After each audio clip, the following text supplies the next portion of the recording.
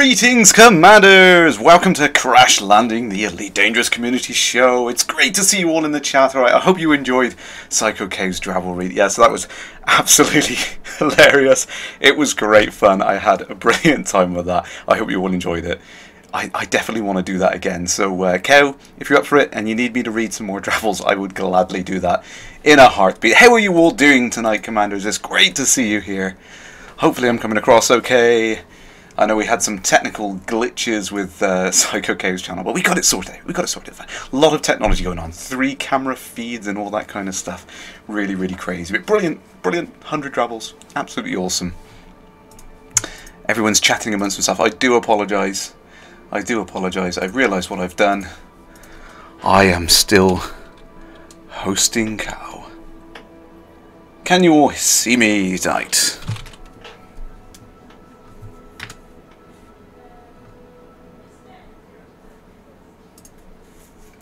Just wait for the chat to catch up.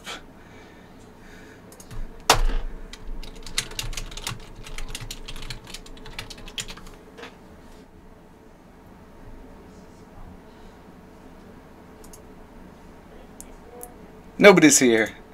Adverts, adverts, yes. Technical glitches, difficulties, that is typical, that is typical. Pretended to be here. Greetings to you all. Thanks for joining tonight. I was just welcoming you all and I realised that I was still hosting Psycho K. Yes, I hope you all enjoyed that show. It was really, really good fun. I definitely want to do that again to help out. It was amazing, amazing. I just trying not to laugh through half of that. Just, there's nobody here, Mad Dog. Okay then, head on to bed. Will do. Oh dear, dear. Yes, hopefully I'm going to be playing around with a little bit of assassination tonight in between things. Obviously it's a little difficult to do that kind of thing whilst you're reading through the news there. We've got newsletter 75 to go over. We've got the dev update and the elephant in the room. The one thing that I thought would cause more of a stir, to be honest, but the Power Play little update there about the fact that they've delayed it a week, which is actually, I think, a good thing. And I think a lot of people realise that as well. So, Ecos, you're out exploring and you have me on the second monitor. I'm glad to be your in-flight entertainment for this exploratory mission. Mad Dog, you want me to read the newsletter in a computer voice? Yeah, when I was reading that Drabble out, I kind of had in the back of my mind, I was thinking of GLaDOS. You know, that's where I was going with that one. Just silly, I know, but I couldn't help it. Voltoth, greetings! Yes, for those of you who don't know, actually, this is something that came up quickly yesterday. I was talking to Andy from London Gaming for Fun channel. Voltoth, I think you're involved now. There's a bunch of commanders involved with the event. I'm going to put the link into the... Let me slow down here. This is more important than playing the game right now. So, a bunch of streamers have got together and are trying to raise some cash for cancer research over this weekend. There's 52 hours worth of streaming. I said to Andy I'd love to help out with that, raise a bit of awareness for it. So I'm going to go ahead and post the link in the chat for you guys. I'm going to bring it up on the screen. There we go. Up at the thing. So don't click my regular donate button. I don't want any cash in there. If you do it by accident, I'll move it over for you. But please don't go and click my donate button. Please have a look at the link above. It's for cancer research. It's a good cause, and I've been wanting to do some charity stream or something of some description since I've been seeing some of the great stuff that is going on. I mean, Dog, you've done some fantastic charity streams and raised some amazing money. So I felt that I wanted to do this at some point. I didn't know how I would do it. Melvin Dart, yes, I saw that Andy has made a huge amount of money already. I think we're approaching 80% of the goal already, which is pretty good stuff. So, ooh, who are we looking for here? Oh, he's going to update my mission there. So yeah, it's well worth it. Worthy cause. It is for cancer research. Even if it's just £1 you can give, please go and click on that link. Let's see if we can smash that total tonight. I believe in you guys. I think you can. And I'm going to go ahead and donate it at the end of the stream as well. It's a well-worthy cause. Now, I wanted to get involved with this. I mean, cancer research is something which I think is very important. We lost Dad when I was still a teenager, and it's still hard to talk about, but I just think it's something that I hope we can beat, and I definitely want to do whatever I can to help that happen. So let's beat it together, folks, and yes, hopefully no one else will have to suffer as we did. But yes, Stephen Usher, flying solo at the moment. Yes, I do have a guest lined up, but where is she? Where is she? She's currently chatting away. She's had an extra hour to get prepared, and she's still not ready.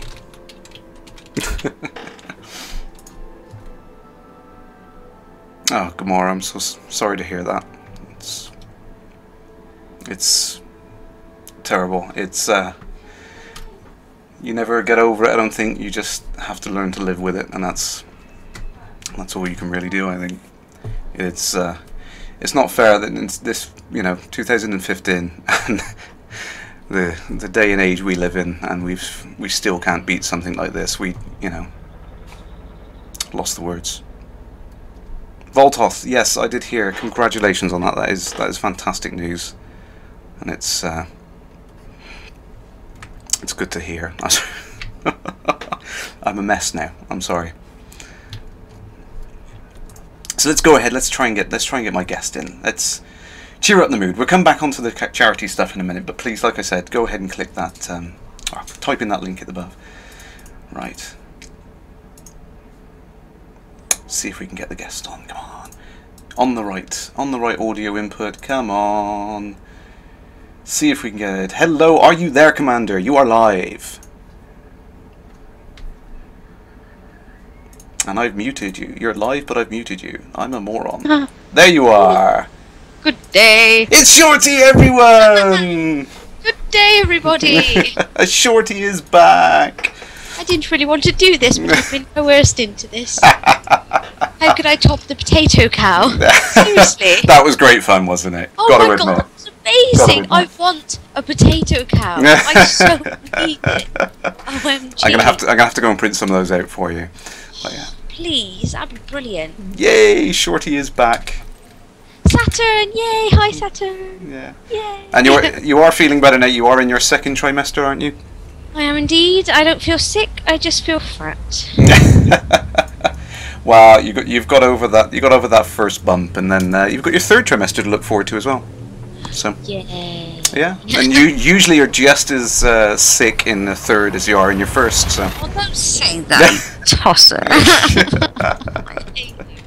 No, I'm sure it'll be fine. I think it's once your body gets used to it, I think you'll be feeling better. So.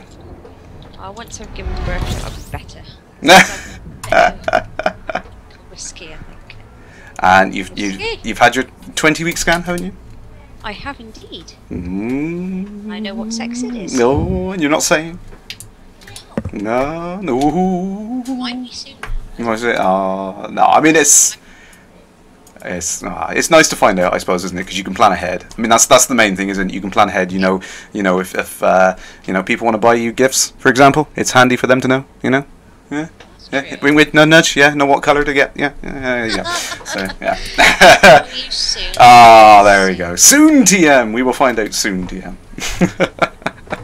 So, you have not had chance to play anything, have you? You have been. It's not had chance. It's more I've been really ill. I've not even literally been able to play Minecraft. Yeah, you can, and you can play Minecraft. Yeah. Fire and brimstone, cats and dogs living together. Shorty is not even playing Minecraft. OMG. It's like normally I need to breathe. Yes, I know. Send me nice messages. Hi everyone. Yes, thank you everyone in the chat. Yes, it's great to have Shorty back on. See, I told her I'd get her back on as soon as she felt well enough. I think, to be honest, I think all of you are mad. I don't know why you like me on here. I'm absolutely useless. I don't know shit, you know. Yay, game with Ian. Minecraft, yay! Minecraft friends. Yeah, and I can't get onto my Minecraft account. I'm so annoyed. Oh, literally, like the other day, like 2 or 3 days ago, I tried to get my Minecraft account sorted. Well, I tried to just log on. It was like, and I can't access it. No, I can't. No.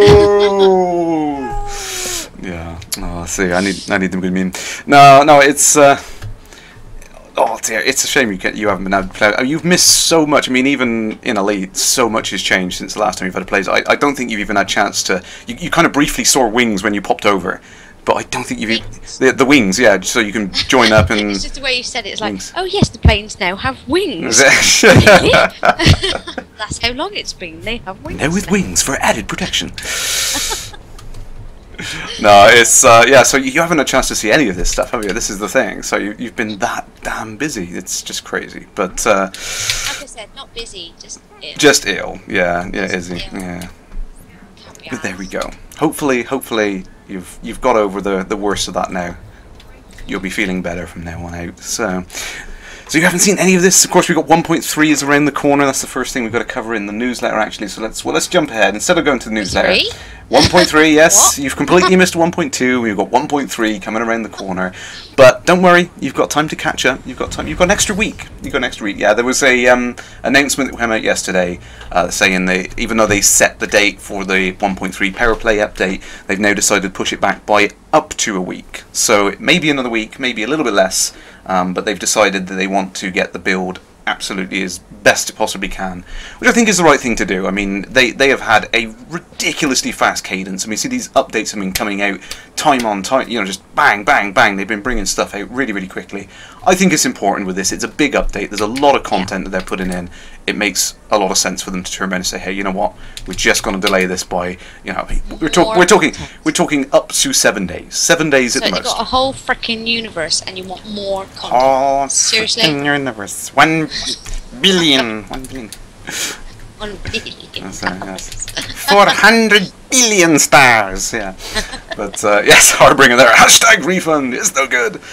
Shut up. Play pay. I said Power Play. Didn't I? I just said Power Play a time. Oh dear. See, we started a bit of a stupid drinking game, and I got the rules all mixed up. So every time I say the PP word, I've got to drink. Drink. Yes. Drink. I wish I could drink. I want to drink. You can't do anything. You can't do anything at all. So yeah. So watching your streams and like drinking. It's great. Well, you will get yourself into these positions. Yeah, it's. I beg your pardon. Oh, matron. That's your prisoner. I'm sorry. Back on top. So yeah, so the Power Play update is going to be delayed by a few days before it gets into beta. So we could be talking 28th, maybe at most there. So. Waxman, don't worry, you haven't missed anything. We are waffling on at the moment, but we're just talking crap. Yeah, we are talking crap. That's so, why I'm here. So when the 1.3 update comes out, see, I'm avoiding the P word now. When that does come out, that is going to be pretty cool. Now you haven't seen much of that, have you? I mean, I know I've spoke to you about it, Shorty, but you haven't seen much of what that's going to contain, have you? Saturnines there, so yeah, I just saw that. I can't do two things at once. Yeah, it's like I'm a girl, but it kind of doesn't work. There we go. Sorry, what have we got? So yeah, so the 1.3 update, which is coming out soon, TM, is going to contain a heck of a lot more stuff that you probably haven't seen yet. And what is this guy? He's elite. Oh. Why is he attacking me? I haven't done anything. Because it's you. System Defense Force. He's elite. He's locate and destroy General Taylor. Okay, must be the guy. Okay, so yeah, so the Power Play update. Oh damn! I said it again. Damn! just as I'm getting out of the habit. You guys. What are you drinking? Just a tin of some beverage, which I probably can't talk about on air, but there we go. I don't know. I'm not under any kind of restriction. Yeah. So the update is going to. It's a tin. Tins because it tins. Yeah. So the 1.3 update we're going to get is a lot of changes going into it. Lots and lots of incremental improvements on things. We had some more information about what exactly that's going to be today, but the biggest thing is this this idea of political intrigue and battles, and I'm trying to avoid saying the words, but yeah, you haven't seen this, Shorty. Shut up, you. Not going to get me that easily. But no, the idea is that some of the major factions are going to be split into these various powers, and they will be. Oh, there you go. That's the soft spot. They will be vying for control over various systems and things. So they will be sending out missions and stuff to try and take over neighboring systems and blockade other systems so they can't be taken over by the other powers and things like that. So it is kind of like, I mean, you've played Civilization, haven't you, Shorty? It is kind of like they've built Civilization underneath the game of Elite, you know what I mean? It's like all of the other stuff you can do in Elite, and now suddenly you can also play this kind of game of Risk, almost moving systems around and getting it to this side and that side. But the great thing about it is players can work their way up through the their level of importance within the ranking system there, so they can you can start to be more important in a group, you know what I mean? So like the top 5 players will have more votes over what the next action is the power does, you know what I mean? Which is pretty cool, because it means we get control over it, we get to vie for power, and you know which systems we want to take over and that kind of stuff. It's brilliant. It's absolutely brilliant. So it's very more like morphs with the need of with the player base. Yeah, absolutely. Yeah. Oh, cool. I have an assassin. Oh yeah, keep up with the chat. I can't. I'm trying to wipe. I am wanted now. Yes, I realise. Yes, I'm sorry, Mad Dog. I'm no sorry. One wants you. I know. You're not wanted. I just killed an NPC. Was that the guy I was after? I don't know.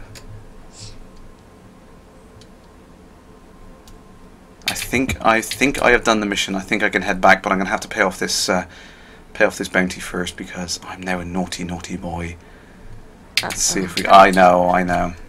Sorry. How much is it? It's not much. I should make more than that in doing the job. But I've been doing the assassination missions at the moment, and they've worked out so like crazy sort of money. I mean, I made about $1 million in an hour easily the other day, maybe even half. I think it was half hour. I just blitzed through several combat missions, assassination missions. You get about $250,000 per mission, and I did like 2 or 3 in a row in about 20-30 minutes. It was like bang, bang, bang, bang, bang. It was like crazy. It's absolutely crazy. It's crazy. Yeah, Stephen Usher's picked up on some of the things, so we'll go over some of this. 1.3 includes a heck of a lot of updates and things in it which are going to kind of incrementally improve the game. One of the things there that Stephen Usher just mentioned is the fact that you bounties will stick on your head for a week after. So when the 1.3 update comes out, you've got this thing where you can't just shoot over to the nearest station and pay your bounty off, which is what I'm doing now. You won't be able to do that when Power Play comes out, because it's kind of locking you down, stopping you from going in, being a git, doing something, and then getting away from it. So I think that works well. I mean, we discussed it in the last couple of episodes of Lave Radio and how that's going to work. I think it makes a lot more sense to work that way. The whole crime system is being completely revamped and updated, which is really, really awesome. But as I said, loads of incremental things. Now, at the moment, they've kind of gone into continued support mode because the Mac release is out. We now have our Mac brethren joining us in the void. Woohoo! More players. Excellent, more players. It's great to see it. And they did it in record time as well. I mean, that's one of the key things in the newsletter I'm going to cover. They did an interview with one of the dev team who was responsible for the build on Mac. I mean, hats off to them. I know how difficult it is to work with some of the frameworks like DirectX and things like that, and OpenGL. They have built all of the necessary elements to port it over to Mac in what I consider to be record time. I don't know anyone else who's managed to port over an entire engine like that in a few months. They have done a fantastic job, but we'll go over the details of that in a minute. Let's check down for this. So yes, so the station, you've got to love the orbit stations. Yeah, absolutely awesome. It's so pretty.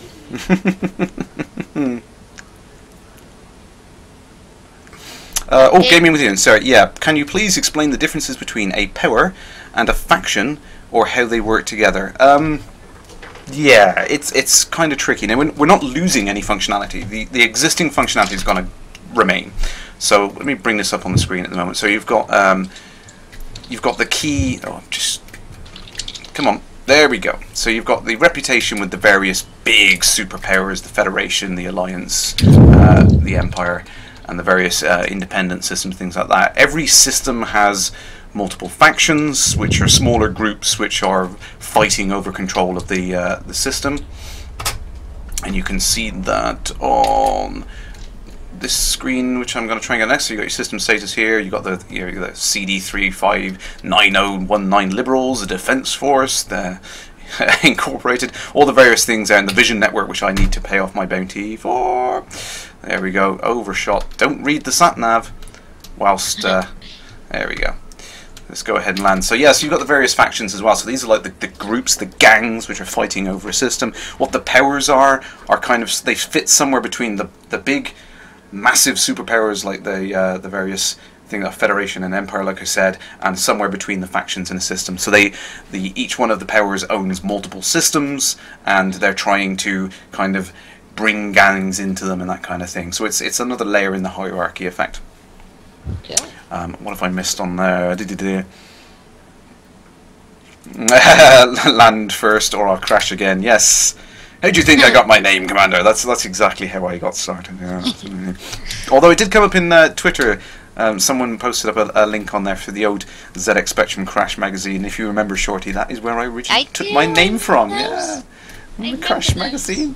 Have you still got any? Or no, I don't think I have. No, I'm gutted. A lot of those things got discarded in it. Oop, I don't want to buy a sideway. What am I doing? Yeah. Oh, but it happens. Cool little magazines with little robots in them. You know, that teaches you how to do programming. I did manage to find those. Yes, I've got them stashed away. I found them in a charity shop. I love those. They'll teach you basic books, things. Absolutely. Yeah, they're so cute. Right, so I love little robots. I think I can head back to the ARC system. Born a geek. I think it's just come naturally. I think it's yeah. Too clever. So yeah, something like that. Right. What are you actually doing today? So, sorry. So I had a mission to assassinate an NPC. I'm sorry, dog. I'm sorry. You've missed this, Shorty, but Mad Dog is fighting for the rights of the NPCs. They're underrepresented and they're ganged up on by the players. It's just not fair. Aww. And they need representation. So. Are you going to help him? I've just completely flown in the face of his calls, so whoops. Should have completed this mission before I come on air. I'm sorry, dog. I'm sorry. But I like Dog. He's so funny. He makes me laugh. Oh yeah, Mad Dog's rants. They cheer me up at the end of a week. I absolutely love it. They make me laugh. Brings an air of humour to these otherwise pointless arguments that you see out there on the internet. No point arguing about it. So moving on to the stuff in the dev update, the thing that was hinted upon was, it seems like a silly little change, a simple tiny thing, but it was really well received, was the turrets are going to get a complete overhaul as part of the 1.3 update as well, so you've got more control over how the turrets work, that they will not fire at a target until you trigger them, they will stay latched onto a target once you activate them, that kind of thing. A lot more control over them. Also, they won't cause you to get into trouble if they hit someone in friendly fire instance and things like that, so that's going to make a big difference, just being able to leave the damn things active and not worry about them friggin' turrets hitting the odd system authority ship, which has happened to me before. That's why I stopped using turrets. And there we go. God, so much has happened.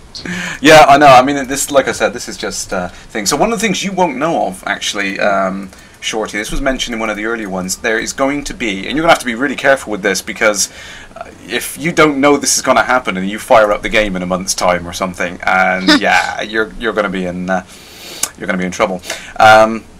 Okay, clicks asking question. Will you be able to stop turrets targeting NPCs? I believe you can click away. You can switch the mode from target only or fire at will. So I think you can switch away from them so that they won't continue to fire.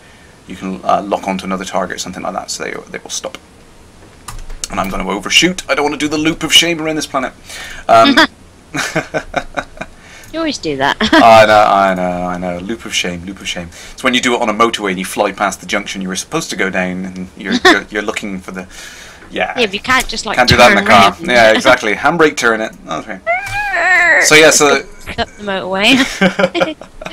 So the important thing I wanted to cover on there. So there is going to be not necessarily a speed limit in the station, but effectively, if you collide with someone over 100 meters per second inside a station, it is now effectively going to be a finable offence. It's going to be something which is going to get you in trouble.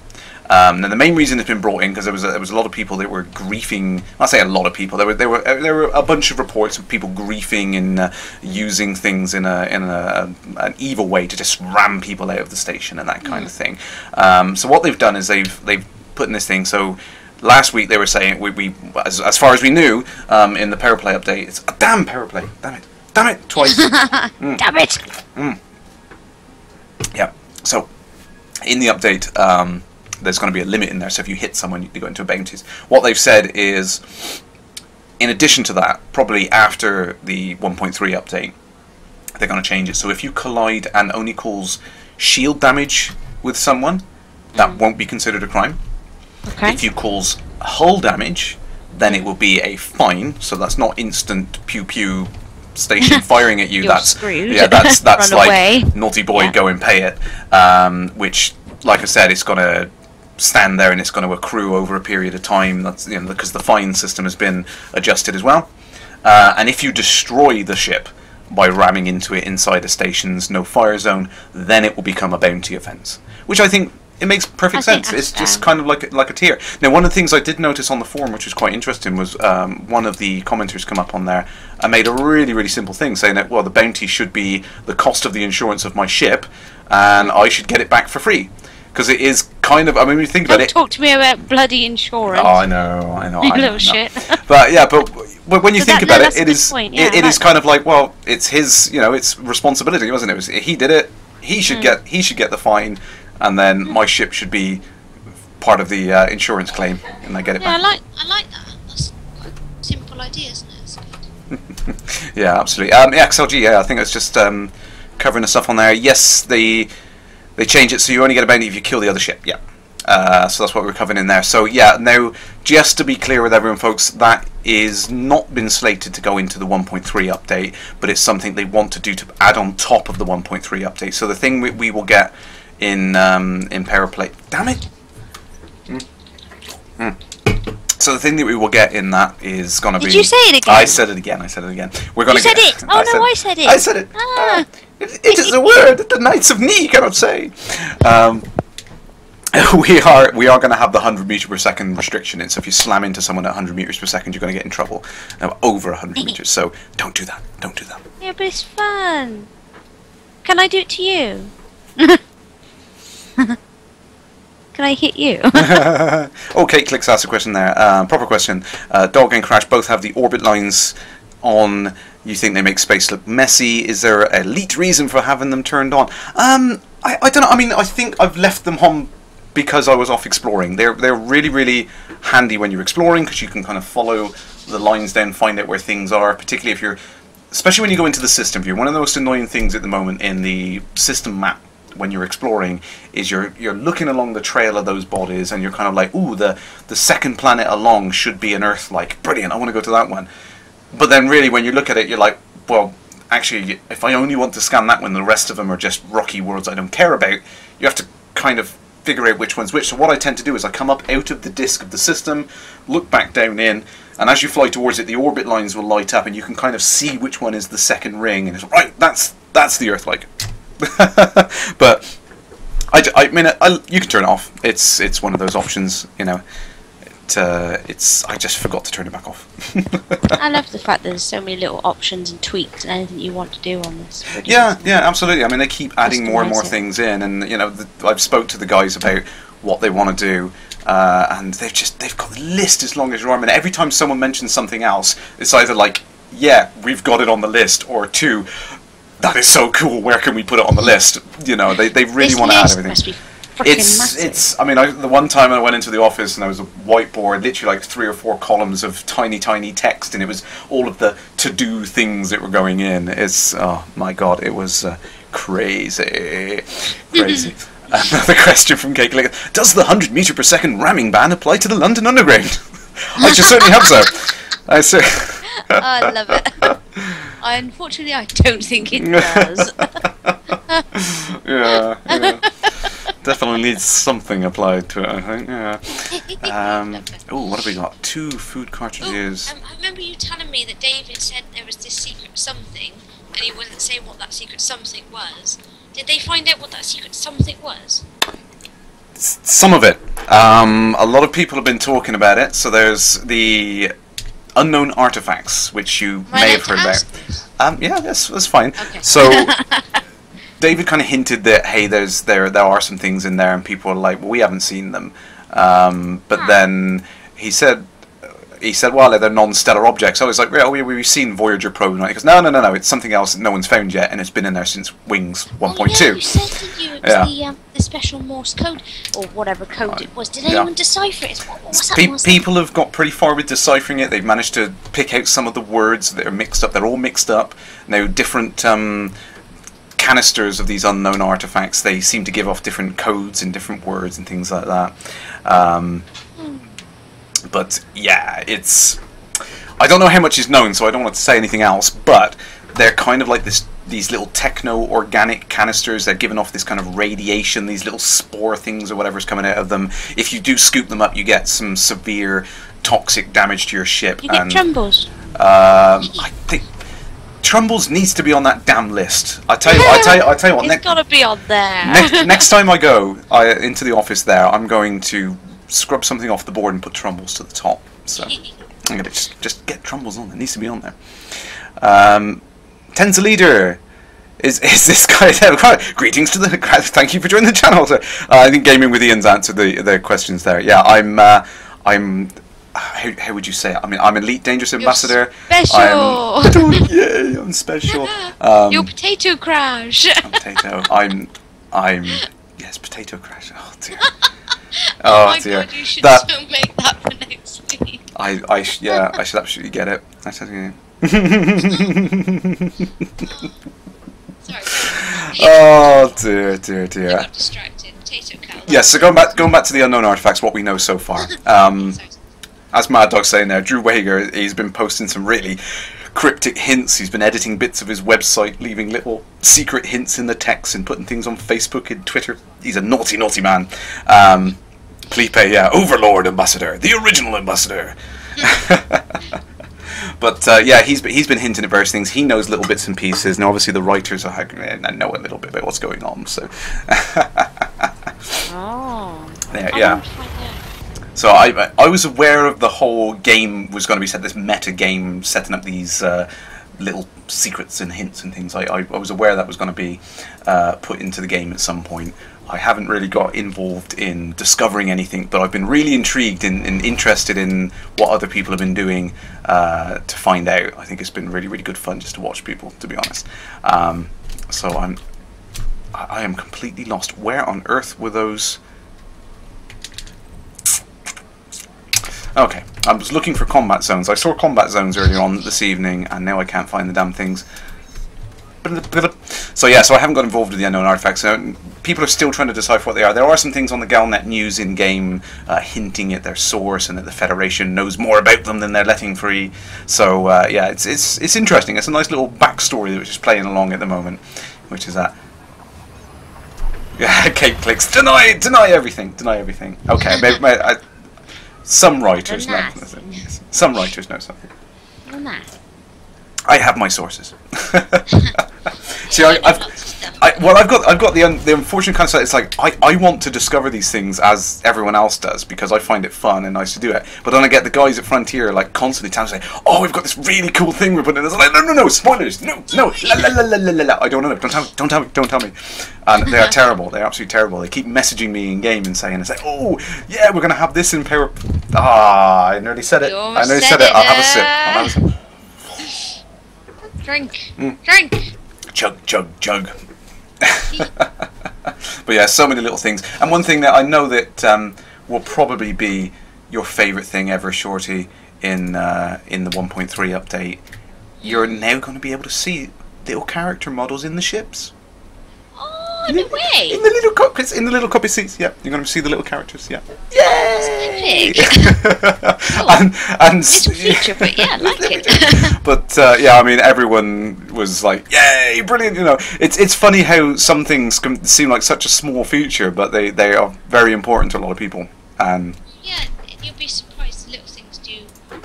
Yeah, exactly. And like I said, it's these guys they want to put things in, but at the same time, it's like getting that feature in is such a small thing that they're trying to prioritise. That's what I was to say. You know that they've got priorities. Obviously, there's bigger fish to fry.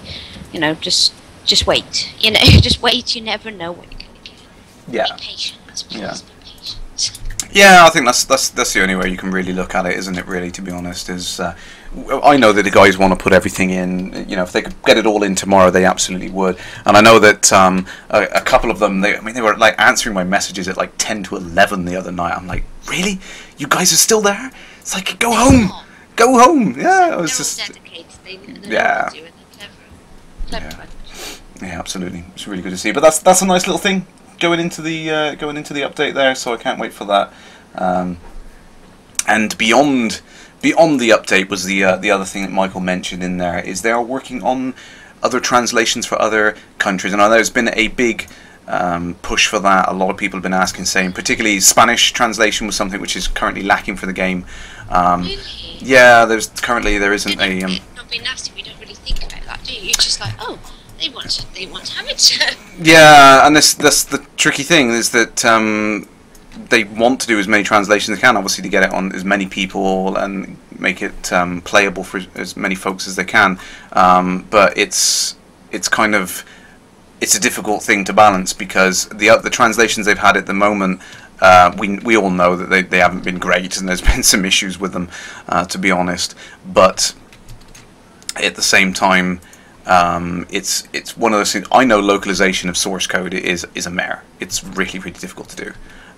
So I think they've got a really tough challenge. So what they've done, and I think this is a sensible thing to do, is they've called out to the community and say, hey guys, if you want to help us do these translations, get in touch and you can help us do it. And they've already had some great people turn around and say that, hey, you know, I know, my girlfriend is a professional translator from Spanish, so awesome, brilliant, you know. So it's really great that they've reached out to the community and they're still working with everyone to say, hey, let's make this game the best thing we can, and you know, if you guys want to help us, that's great, get in touch. So I think that's really great. Darren Gray, I miss the Christmas tree bobblehead. I miss all the bobbleheads. I did remember you said about that. Yeah, and like you said, it is just a little thing, but it's a special little thing. But at the end of the day, you know, they have to do what they need to. You know. Yeah, and that's the trouble, isn't it? Really, is it's prioritising the things on there. And I'll tell you what I'll do. Next time I get a chance to sneak into the office, I'll have a look around and see if bobbleheads are on that to-do list somewhere. I must see where they are on there. But there's. You won't be able to say it. Yeah, but at least I would know. And then when someone asks me, saying it's like, Crash, are the bobbleheads coming back? I can just go. Maybe. Yeah, I'd love to see him come back. I mean, there's a bunch of things have been confirmed. I mean, one of the things that was a really great concept piece very early on was the idea of the orrery view, where you have a full 3D model of the current system you're in that you could spin around and have a look at the system and plan your route through it. It would make exploration in a system a lot easier. It would make the whole system map a lot more interactive and interesting to play with and stuff like that. It's not a completely dead idea. It is still on the to-do list. It's something that, I mean, I know deep down it's something that I think David would really like, because he loves the kind of the astronomy side of it, and being able to have that system and look around at it, it's going to be really awesome. Gianna's Geek, yeah, I loved it in Frontier Elite 2. It was really good fun. Dark Matter Generator, are they working on expansions in parallel to point updates? Well, there's different different groups within the team that work on different things. Like Michael said in the dev update, the majority of the guys at the moment are focused on the 1.3 update. That's what the majority of the teams are working on. As these things like get released, the team will reduce down, and you have so much of the team will be working on that maintenance and support of that pack going forward, and then the other guys will break off and start working on whatever's coming next. So the team will kind of ebb and flow, focusing on whatever is the key thing to look at the time, really. So lots of things going on in parallel. There literally are hundreds and hundreds of people in Frontier racing around doing bits and pieces all of the time. They are always busy. They are always crazy busy.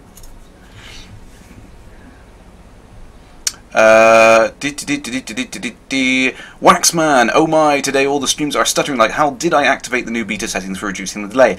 No, I looked at doing that. I read the warning things. So for everyone who doesn't know, Twitch has introduced a new feature that they're running through beta at the moment, which will hopefully reduce a lot of the delay I get in the chat so I can respond to you guys quicker. Unfortunately, it is a beta, so there are some problems with it that it may cause juddering and lag and kind of issues for you guys watching. Now, if you want me to try and enable that feature in a future stream, I will gladly do it and I'll give it a go. So it might make the latency of answering questions better, but it might also mean that you guys will have a bit of a pants experience overall from the video. So I'll leave it up to you guys. If you'd like to see it, then go ahead and let me know, and I will try it. I will try it in a future stream. I don't want to click it on now and cause the stream to drop and all that kind of stuff, but if you would like it, let me know. Oh yeah, I'm supposed to talk, aren't I? That's fine, that's fine, talk away. So, this is something, so, Voltos just reminded me there, you've got the dev kit Rift. Now, I've got the DK one as well, but some people may have seen that Oculus have put out an announcement today for what the recommended specification for an Oculus is going to be when it finally hits the shelf, and I'm slightly under that spec. So, yeah, the recommended spec for the final retail version of the Oculus is going to be considerably higher than what a lot of people's machines are going to be, which is a shame, really. You're going to need. Well, it's one of those things. It's like it's kind of. It was going to happen, wasn't it? It requires a lot of power. I mean, you're talking having to run at high frame rates. That's the problem, because I know, I mean, it's not going to run perfectly fine on my machine, which is a problem. I'm going to have to upgrade. The dog's danglers, yeah. It's well, it's not that good compared to some of the machines that, I mean, PC technology is advancing so fast. I mean, hopefully at the end of the year, because the Oculus release kit, I mean, it's not coming out until 2016, I think. So, sorry, I'm just catching up on some of the questions there. 2016, that spec won't be as high. Well, that's what I'm hoping. I mean, they're looking at something like 8 gig RAM on the machine, so I know that, for example, your machine, I don't think you've got that, so we'll have to look at getting you some more RAM if you want to run it. Karakino is absolutely fine, yeah, GTX 980. So they've recommended a GTX 970 graphics card. You're talking a pretty modern, I think the latest generation Core i5 processor, one of the faster ones if possible. Also, like I said, 8 gig of RAM. You're really going to need quite a heavy machine to push it. Now, I know a lot of the reason why that is because the guys at Oculus have really been trying to get developers to hit the 90 frames per second mark. Now, if we have a look now, I mean, I'm doing 120 frames per second at the moment in space. I guarantee you when I hit a station, that's going to be a lot lower, a heck of a lot lower. But such is life. We knew it was going to come along, but it is. And that's the problem. It's like they want to get it out to as many people as they can, so it's a good market and it sells, but again, it's one of those things. It's like it needs to be this high bar so you get a great experience, and this has always been their problem. This is why they've been delaying so long, because they want to make sure that the PC hardware is at the point where it can drive a great experience in the Rift. And having juddery, jerky, low frame rates and stuff like that, it's just going to make people feel ill. We're not talking, you know, oh, it's... I understand why they're yeah. doing it, but just... It's unfortunate. It's unfortunate. Yeah. Kate's talking about the PC she has in her bathroom. That's what, the spec that they record? Don't stream from your bathroom, Kate. PC that I've chucked in the bathroom. Cool. What type of PC do you actually use on a daily basis? Voltoth. Oh, you have issues with the DK one because you wear glasses. Yeah, I've originally when I first got it, my wife was wearing glasses. She's now had laser eye surgery, so she didn't have an issue with it. What are they going to do about it? Well, I believe the release kit. I don't know if they've announced this yet. I'm thinking hard now. I'll say anyway. I think the release kit has an adjustment slider on it, so that'll be good for you, Voltoth. You'll be able to move the lenses in and out. I believe I've seen the slider on them. So, Mathway64. I'm sorry if I've just butchered your name on there. What system have I got at the moment? I am running. My CPU's a bit embarrassing, but it's a good chip. It's lasted. I'm running a Core i7 920, which is an old chip by today's standard, but powerful, and it's lasted me well. Overclocks well. Absolutely. I've only got a GTX 760 at the moment. I need to get a 970. I've been looking at getting a 970 for a while. I'm saving up for one, and I've only got 6 gigs of RAM. So it's not how big it is, it's how you use it. Yes, exactly. So I am looking to upgrade. I am saving the cash up for all of the donations that I've got so far. Like I said, don't donate to me tonight. It's not about me tonight. But all the donations I got so far has been absolutely fantastic. So thank you guys. I received well over £100 worth in donations over the last couple of weeks, which is awesome. So thank you very much for you guys. But please do not donate to me tonight. Do not click that button below. Go to that link above in the channel there. I don't know if Shorty, are you watching the stream at all, or are you just chatting away to me at the moment?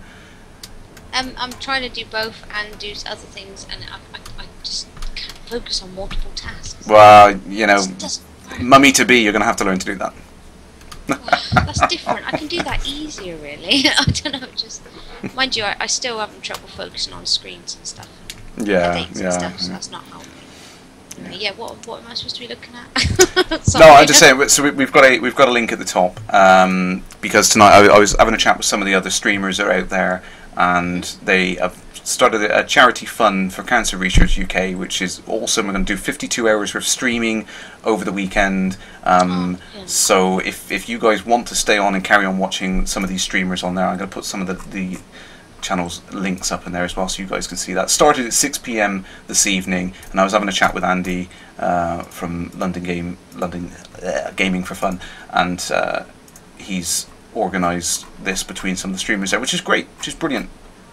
So any helps, guys. Absolutely, it's really, really awesome. That's it. And just gaming with Ian, same chip as you, yes, triple channel for the win, absolutely. Yeah. Did Toad just put up the link for everyone? There we go. Yes, thank you, Toad. There we go.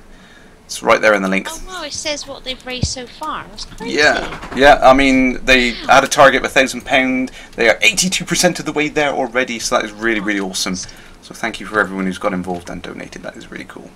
Donate what you can, honeys. Yeah. Helps. That's a Tesco thing, but never mind. Every little helps. Tesco's to you. You know, I still cannot believe when you look on the map. I don't know if you're still on there now, but it's just amazing. The sheer volume of stars. So many stars. No, it is crazy. It is crazy. It's amazing to believe that they've managed to squeeze it all in. So let's head on to some other announcements. So we tipped over 530,000 commanders out there in the game this evening, which is awesome. So welcome to the Void, all of you new commanders out there. It's really, really cool, and I'm hoping that's all to do with the Mac update. Obviously the Mac is live now, everyone can play the Mac, and the great thing about the Mac build is we are actually seeing live players in the galaxy along with us, so cool. It's not limited in any way there. One sec, my dog's barking. Awesome stuff. So yeah, we can see that we want to get the other players in the galaxy as well, which is going to be really, really awesome. Now I know we've spoke about the Xbox One build and everything. players might not be in the same physical instances as each other, but they'll be sharing the background simulation. That's just an unfortunate side effect of the way that releasing patches on consoles work. But at least for the Mac players out there, everyone is going to be able to get together and get in instances together and stuff like that, which is really awesome. And I got to do some testing with that with some of the guys from Live Radio, because I know they've all got Mac machines capable of playing it. There we go. Sorry, Dino was barking for no reason. Paul Archer, yes, I love building gaming machines up, and I would love to do it again. So I'm, like I said, saving my money at the moment. I'm hoping. Sorry. You can build me a computer. Well, I suppose we could. We suppose we could play the hand-me-down game, but like I said a couple of times on the stream before, I want to take the bits from my current machine and then build that up for my son so that he can play as well, because he's got a copy of Elite. So, yay! Oh, so cute. So I'll have to get him a little What's his joystick. commander name? Toxic Frog. Commander's Toxic Frog, because he was watching Fiery Toad's stream with me one morning, I think it was, and he was like, I want Toad to be my friend, so he sent Toad a friend request. That's so cute. Bless him. Didn't want me to be on his friend list. I'm like, what? Okay, fine. Cantor Victorious, greetings, Commander. Thanks for joining tonight, sir. Greetings. Sorry, I'm tired. That sounds terrible. Yes, I'm bored of you now. That's it. Yes. Yes, you amuse me no further. You amuse me no further. Well, if you do feel like you need to pop off at any time, by all means, just put your hand up. I think I'm gonna have to disappear, actually. Yeah, no. So you're gonna be heading over tomorrow, though, aren't you? So we can talk about that later, anyway. So. Well, I think you missed a sense about perhaps you coming over anyway. Okay. Yeah. We can sort that out. No worries. Yeah, give me a call. I'm gonna go, guys. It's been fun, everybody. Do it again sometime, maybe. Absolutely. Well, I think we're not too shy. I think we're all glad you're feeling better. I think, and thanks. Yeah. Sorry, I'm just reading the chat, and the chat's getting crazy. I can't stay up more than about 11 o'clock before I just sleep. That's no worries. Well, you see, you're going to have to get used to staying up all the time, regardless. So, get used to that. Why am I doing this? Brilliant. So thank you for coming in for the chat. It was great to chat to you again. Hopefully next time we can go through and the Power Play update will be at. Damn it! You said it again. I said it. No, you said it. I said it. We are the knights at St. Nee. Right, yeah. So I will let you go. Thank you very much. And next time we will be talking about that unmentionable update. Right, see you. See you later, guys. Until next time, see you in the void, Commander Shorty.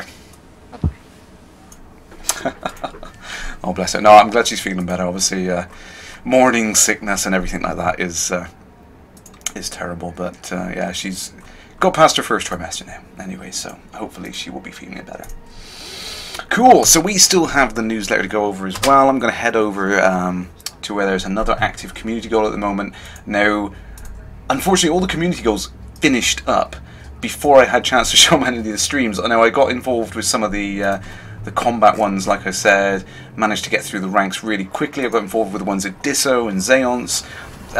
They were done before the episode of Live Radio this week anyway, so I couldn't show anyone. I was quite surprised that they zipped up through the tiers so quickly and were finished off before I could show. But never mind, there is another combat mission going on, community goal going on at the moment off in the 78 Ursa Majoris system, so I'm going to be heading over that direction now. And yes, before anyone asks, I'm playing solo at the moment, so I don't get stream sniped, because hey, that's what happens. Where is that system?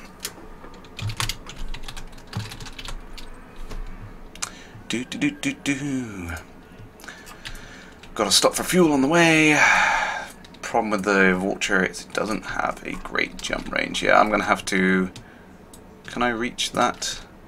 Can I reach the daggers? I don't know if there's any... No, I don't know if there's any there. Venry, don't know if there's any there.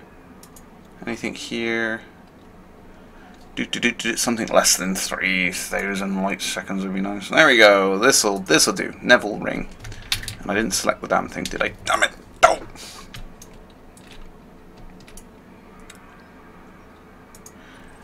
VZ Corby. Let's head on over there. Max Ursa! Greetings, Commander! Nice to see you, and hopefully you are on your new machine now. I know you were talking about that in Twitter. You can watch me on a big screen, so I can do things like this and freak you out. Whoa!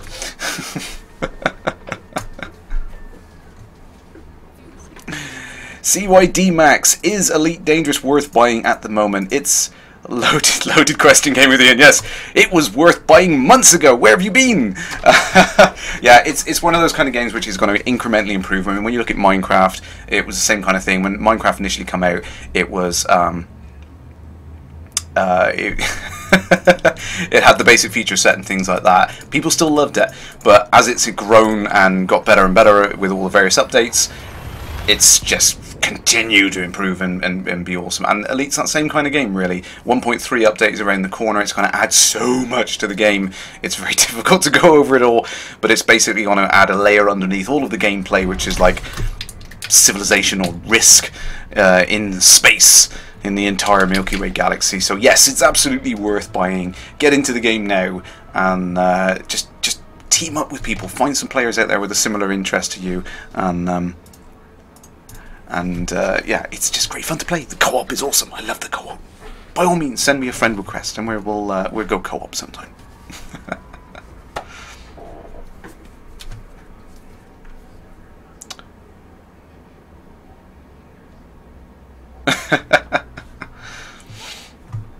Awesome stuff. So as I'm heading over, let's crack on with the newsletter 75 this week. Some great things in there. So Richard Benton, questions and answers.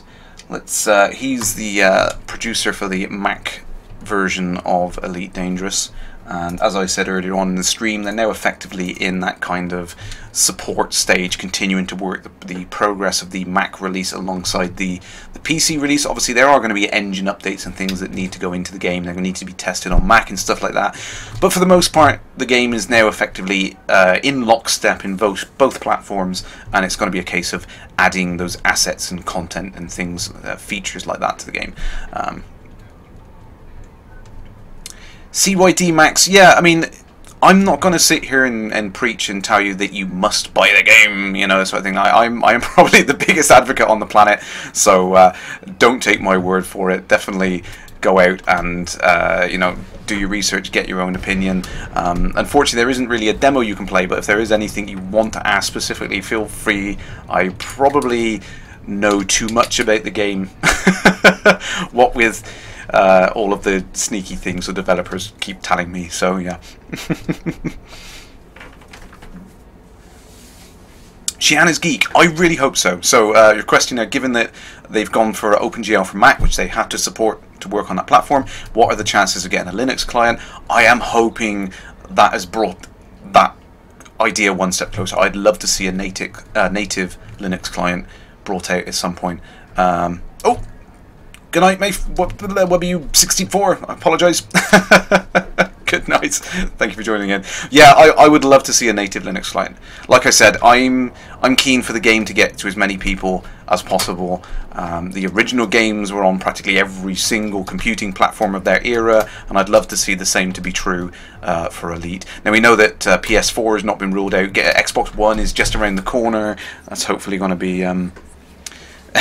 Fiery Toad, know too much. Never know too much. It's knowing what I can tell you is the problem. Kate, I am not sure if Linux was one of the Kickstarter stretch goals. Mac was definitely a stretch goal. I don't... Mad Dog wants to see a naked Linux client. Laguna Hunter, can you please explain to my wife what you are? Being an Elite ambassador, she does not understand. I wish I had my medal handy so I could show my medal. Yes, I am. I'm an Elite ambassador. So, was it? It's got to be over 2 years ago now. So once the Kickstarter was funded for Elite Dangerous, I got straight on and started looking at all the things were out there. You know, people were talking about it on the forums. There was things on Twitter. People were, I mean, Lave Radio were doing a great job of promoting the game and telling people about it in their podcast. I'm now a part of Lave Radio, as a lot of you will know. And I just saw that Twitch was a gap. There was nothing on Twitch for showing the game off, and I wanted to cover that base. I thought that would be a great thing to kind of show people what's coming in the game and what we can expect and everything like that. So I started streaming the original Amiga version from the 90s. Started doing that. The guys at Frontier spotted me and said, hey, we've got this idea of running this kind of ambassador program where we get members of the community to help come and talk about the game, promote the game, and demo it at various events and all, because, to be honest, we as fans are probably the most enthusiastic people you can talk about the game anyway. So they approached me first and said, hey, do you want to give this a go? I said, yeah, absolutely, I would be more than willing and honoured to come and help you guys out. Did Kate Click just mention her award? Was that the so yeah, so I ended up going to the BAFTA London's event, which was amazing. Met David for the first time. Managed to calm my inner geek and not completely drop on the floor and say, I'm not worthy, I'm scum. I didn't do that. It was running through my mind all the way there. So yeah, EKO's 10, will I stream the Amiga version again? I would love to do Frontier on the Amiga version again at some point. I would absolutely have to try and do that. We'll try and set up a stream where I can do a few of them. Flush 2014, would it not be easier to grab a fuel scoop? I have got a little fuel scoop on here, but I'm being really cheap. I didn't want to pay for a good one. I've just got an emergency fuel scoop, so it's not very good. It probably would be a bit quicker, but I'm cheap. Yeah, so the idea of the ambassador program is, like I said, they wanted to get people from the community to help promote the game and talk about the game, and they approached me first and said, can you recommend any more people? So I kind of picked out people on the forum and said, yeah, they'd be good, they'd like to do it and all that kind of stuff. M Hughes there, are the medals numbered? I don't think they are numbered, but yeah, I suppose that does make me ambassador number 1. Yeah, sure, Kate. Yeah, go ahead and post a link. Yep. Church Toad, thank you. Yeah, so it was just a great opportunity to help push the game out there to people, get people talking about the game and understanding what it's about and everything. And also, I meant that I get to meet Frontier and I totally geek out, which was awesome. And since then, I've been to LA, I've been to E3, Gamescom, EGX, all these crazy events that I've always been on the other side of the curtain, and now I've been involved in behind the scenes, which is amazing, and I can't thank Frontier enough for it. It's absolutely amazing. I can't wait.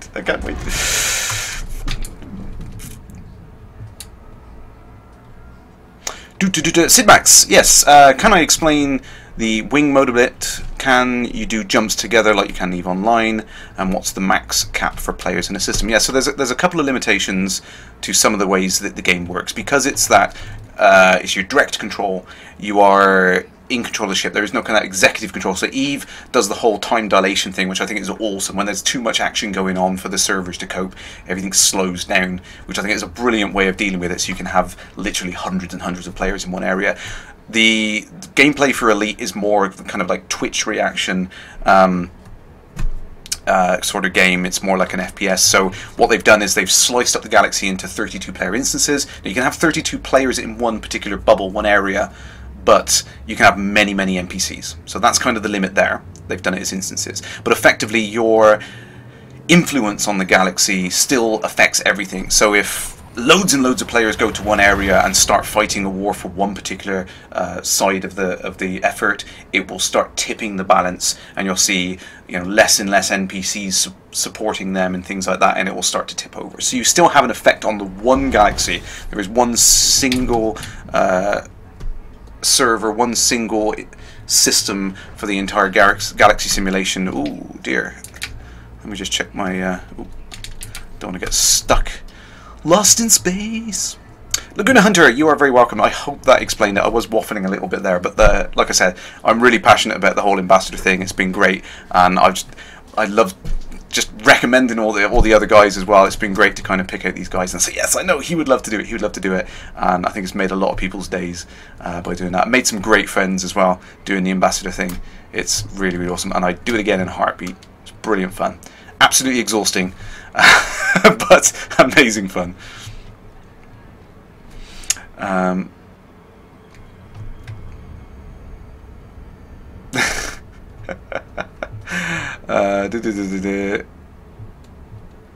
Okay, Voltoth, back later. Thank you very much for tuning in, and I will keep pushing that. Keep clicking that link. Keep clicking that link. No problem, no problem. I absolutely, it is a completely worthy cause, and I'm more than welcome to. Oh, you guys are just catching up with the fuel thing. Yes, okay. So let's get back to. Get back to the question handed for Sid Max there. So jumping together, yeah. So the wings are designed that you can group up in a group of 4. It's more just kind of like an MMO kind of group. So it's a little co-op group of people. Yes, fuel. Yes, I'm aware of the fuel. Fiery Toad. That is a good description of me. I am the Energizer Bunny of Elite Dangerous, and yes, the director of marketing from Frontier did refer to me as that. So yeah, that's a good description. Yeah, so the idea of the wings groups is it's small little units, little co-op groups that can work together. Now they were set to 4 because obviously with the 32-player limit on an instance, that means you can have 8 groups that may or may not be on the same side working together in those things. It's just to stop people completely owning an instance, and the system can kind of balance it out of which groups go in where and everything like that. And yes, you can jump together. You can navlock to other players so that you can. Oh, see, brain freeze there as I'm concentrating, so that you can help each other get around the systems and things like that and stay close together. The whole idea of the Wings update is to kind of encourage that co-op gameplay, and it was possible before. It was really, really fun, but Wings has just brought it to the fore. Every single aspect of the game can now be done in co-op, and it just adds a whole layer to the experience, which is cool.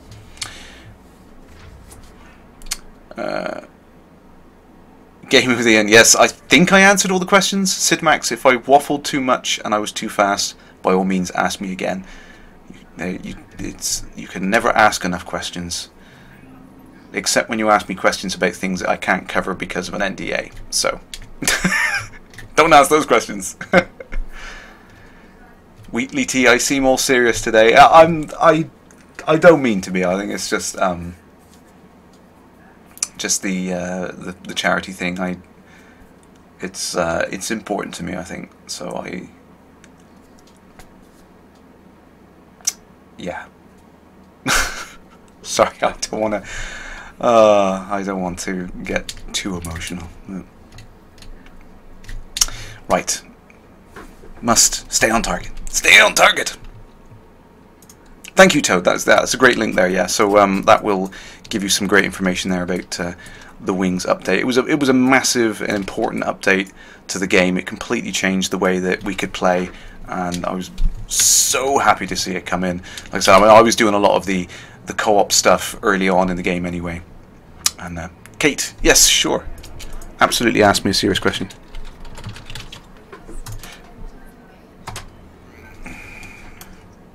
I'm waiting for the question. It's here. Mad Dog, you don't know why anyone would fly without a fuel scoop. I have got a fuel scoop. I got a little tiny piddly fuel scoop, which I bought before I had a ridiculous amount of money, but I can't bring myself to spend silly money on a big fuel scoop. Okay, the next high-tech system like that, I will buy a big fuel scoop for my Vulture. I'm sorry, I know. Got a piddly little Class E fuel scoop on here. Where is it? There you go, Class E. It's terrible! It's like a little paper cup hold out of the windows. It's just useless. So this is one of the things that come in the Wings as well. Wings also added a much better communication system there as well. So we can instant communication there. Use the fuel scoop. I will, Dog. I will get a good fuel scoop at the next station. Whilst we're heading over, I'll have a look, see if we can find some. I've just gone into Super Cruise instead of jumping to hyperspace, haven't I? Damn, there we go. There we go. well, whilst we're waiting for that, let's go and have a quick shufty, see if we can find a high-tech system. I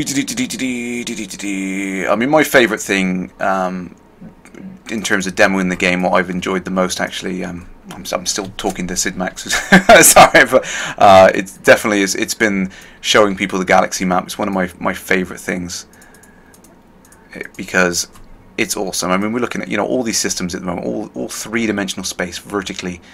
The sheer depth of this galaxy map is just insane. And you can zoom out, and you can zoom out, and you can zoom out, and you can keep zooming out, and there you go, the entire Milky Way galaxy.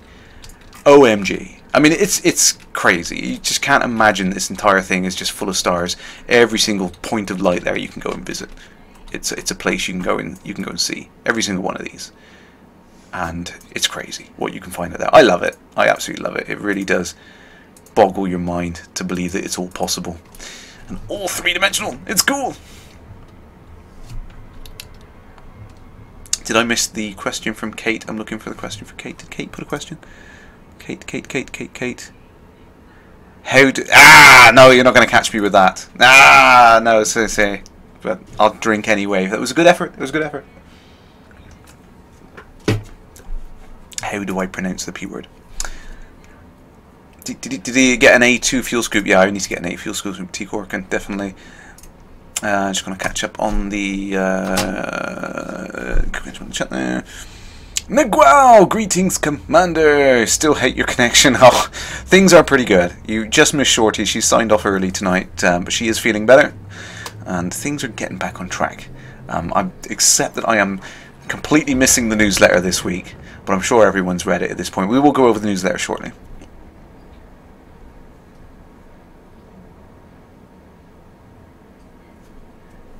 Forgot the frame shift interdictor. No, I've got an interdictor, Mary Jaden. I'm pretty much set up for bounty hunting spec on this build.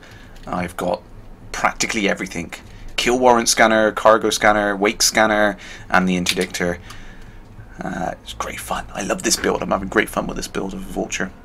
It's just, it seems a little bit OP.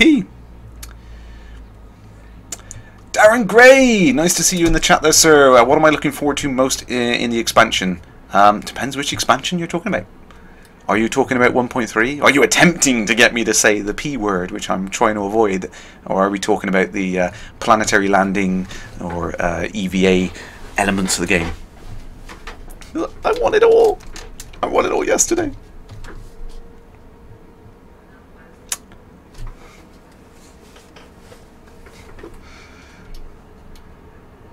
Right, let's get moving. Let's get moving on there. So yes, some interesting things that come up from the Q&A. So I'm gonna read the first one because this is the thing which really fascinated me this week. So from Richard Benton in the Q&A there, when the team first began to work on the Mac, what were the immediate challenges? And as Rich is describing there, is OpenGL is a very different environment to Windows DirectX, so they had to rebuild a lot of the systems again. Even things like using a microphone is a complete different way of working in the Mac environment. And as I said right at the start, I think the guys have done a fantastic job to port the entire engine over, which is quite heavily relies on DX, over to OpenGL and the Mac OS environment, which is just incredible. You know, really feat of engineering there, and they've done it in record time. And I think that's one of the strengths of the Cobra engine. That's one of the things that I really like about the technology, is it's so modular. Everything can be slotted in and out, and they can just drop things in and get it to run on practically any piece of hardware which has enough power. They can scale the engine up and down and swap things in and out. Really awesome. I'm hoping at some point in the future Frontier managed to figure out some kind of licensing model for the engine, because I would love to do some kind of total conversion. I mean, you guys can imagine this engine and building a Hitchhiker's Guide to the Galaxy game. That would be my dream thing to do. I would love it. Kate, you have an actual proper question on there. What has been my favourite waste of time so far? Bounty hunting, trading, exploring, or another? My rankings would say exploration. But it's tough to say. I mean, I've always been a jack of all trades. I like variety. I like trying different things out and stuff like that. I don't know whether I have a favourite. I think combat is immediately the most fun. It's the most enjoyable because you can just jump in and do it. It's really quick and easy to just get in and do. I do like the ridiculous amount of money that you can make doing trading, and I think there's a lot of subtle nuances to it which I quite enjoy. You can be really good at it if you know what you're doing. And exploration, again, I just love finding things. It's awesome. It's really difficult to pick a favourite thing. Paul Archer, farewell, Commander. Thank you for joining tonight.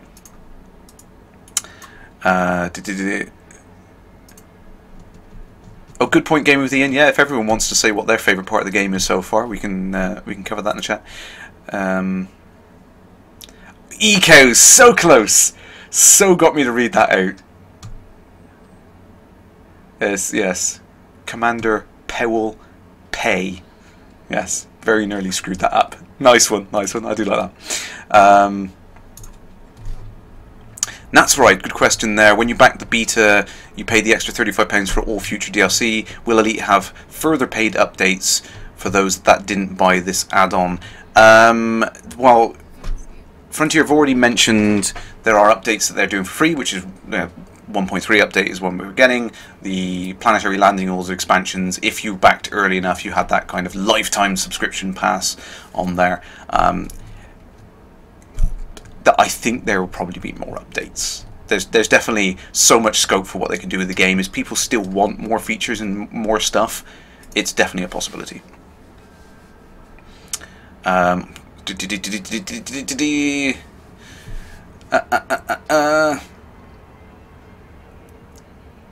Just trying to catch up on the chat. Did you miss anything? Locks, Maxer. So we've gone over everything. We've covered it all.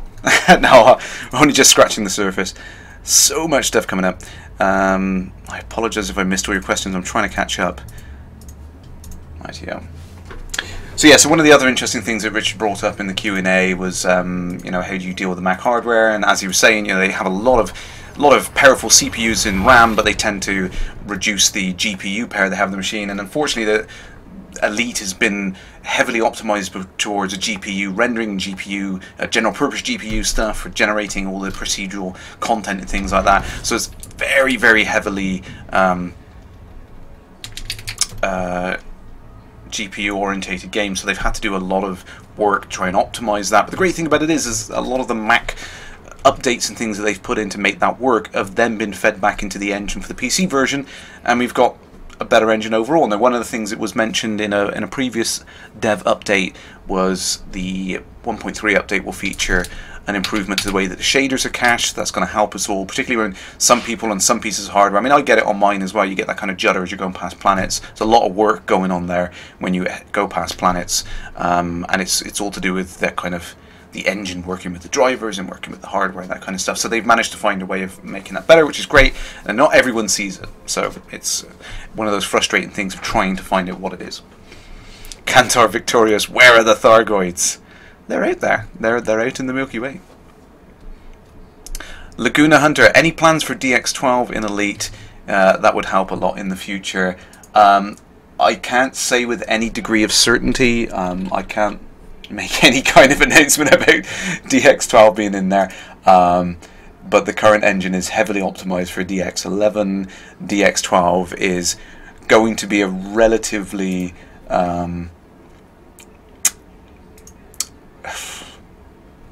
it's definitely a possibility. I'll just say that it's definitely a possibility. Switching over the engine is something, like I said, you could modularly swap in various bits and pieces. So I would hope to see a DirectX 12 update in the works. That would be really, really good for PC owners, because, you know, people with current hardware would get an instant performance boost, and that would be great from my point of view as well. I would love that. So awesome, awesome, yes. And I totally geek out over the DirectX 12 stuff. There are so many really, really cool features in it, but they're all geeky, low-level optimization stuff that don't make for fancy graphics, but I love it. I love that. Mr. Darren Gray, you naughty, naughty boy, they're asking that question. Do you think we will see the Thargoids anytime soon, and will that certain 1.3 update nearly have a role for them? It would be... I'm going to drink anyway, because you guys are trying so hard to get me to drink. Spill the beans, Crash. It would be great to see them Thargoids coming soon. I don't know when they're going to come in. I think it's one of those long burner type things.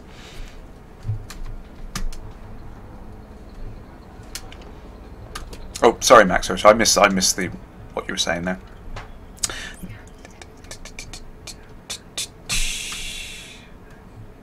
Okay, don't think I missed anything else on that. So I'm going to carry on with the newsletter in a sec. Let's get my duck on.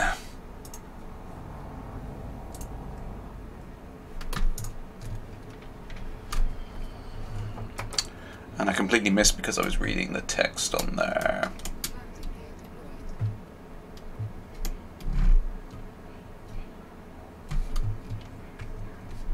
Yeah, so then we covered that. So a lot of the optimizations that have gone into the Mac version have gone back onto the PC version, which is great. So you get better game overall, and the team are pretty much now working in that kind of support mode where they are continuing to keep the games in lockstep on both platforms now, which is really, really cool. Which is awesome. And peak of the week, big squee, yeah, for those of you who've seen it.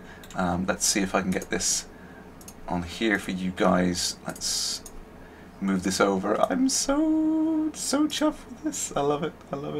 Now, the main reason a lot of people probably won't know this is why I'm so excited about this is because I announced a couple of weeks back that I'd really love to reproduce the Frontier Elite 2 intro and get, obviously, to get that working I would need an Imperial Courier. So we now have, coming in the 1.3 update, an Imperial Courier! Yay! Big squee, massive squee. Yeah, I'm so excited about this. It looks awesome. It's a fantastic ship. Let's make that a bit bigger for you guys actually. It's boom, fitted to screen. You don't need to see my face. I'm over here. Yeah, it looks absolutely awesome. So I cannot wait to be playing around one of those. I need to get my Imperial rank up, and that's why I've been working with the Empire to get the rank up on there.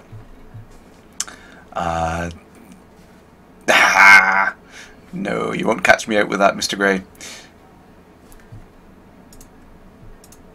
And that's right, yeah, you got a good point. I mean, the engine scales really, really well on a lot of different hardware. I mean, I've seen it running on everything from a Surface Pro 3 right up to a dual Titan monstrosity on 4K, and it runs on practically everything. Steve Nasher, yeah, you got a good point there. Yeah, the new Imperial Courier does not look a lot like the Frontier Elite 2 one, which is a shame, really, because I like that iconic shape. I like the landing gear struts that moved out, the nacelles that would move out for landing gear. So it's a bit of a shame that it doesn't look exactly like that. But, you know, times are changing. Things must move on, I suppose. I think I have gone to the wrong station, so I'm going to have to find Townsend Hub. Where is it? Townsend Hub. It is probably miles away from anywhere. Damn, 13,000 light seconds. And yes, I've still not got a permit to Alioth. How naughty is that? I really need to help the Alliance. But I've been doing bits and pieces of everything. I mean, I'm friendly with the Feds and the Empire now. I need to get friendly with the Alliance. Maybe I'll spend some time doing that next. Mbot Spiddy. Is this game awesome because it looks cool? I certainly think so. But then, I'm probably the most biased person around here. But yes. The thing I love about it is it's the sheer depth of it. That's the thing that I enjoy the most about it. It looks awesome. The graphics engine is amazing. It can scale up and down, but the sheer details. I mean, the fact that we've got these ridiculous things, full size, 1:1 scale model of the entire Milky Way damn galaxy. Look at this ridiculous map. Absolutely crazy. Every single location you can visit, and then at the same time you've got tiny little details, like all the cockpit dashboard's got little scratches and text, and you can go outside your ship and look at everything. Yes, I think this game is awesome. I absolutely love this game. It is the thing I've been waiting for since I was a kid, and it's just going to get better with every single update coming out. So yes, there we go. Even got the little text details and a hot surface there. We are all biased here. Yeah, you think so? Yeah, I think so. All a little bit biased. Right, let's get on with the other. So yeah, so the Imperial Courier coming along at 1.3. Really keen to do that. Want to get on and start recording that. Let's get into frame shit. I might get there a bit quicker. Really keen to get into that. Yes, Toad's hit the nail on the head. 400 billion star systems. It's ridiculous. You're never in your lifetime, not even all of the over 500,000 players currently playing the game would ever get to all of those systems in an entire lifetime. It's ridiculous. Endorsed, is there PvP, and how does the gameplay work? It's not similar to Eve. It's a completely different game. Eve is more about the executive control. It's more like kind of you're at that higher level, directing people around. Elite is all about the direct control. You are in the cockpit. You are in that first-person cam. You are controlling your one ship. That's where you sit in the gameplay. PvP, there is PvP. There's PvE. There's a mix of everything. I'm currently playing in solo mode, which means I don't bump into any other players, but my actions in the galaxy will affect the economies and stuff of everyone around me. But I can switch over into open or into a private group and start getting into some PvP combat, whatever I want to do. It really is completely flexible. You can play it the way you want to play it. Blaze your own trail. And that's the thing I love about Elite, is it doesn't force you down this route where you must play it a certain way. It lets you play it the way you want to play it, which is really, really good.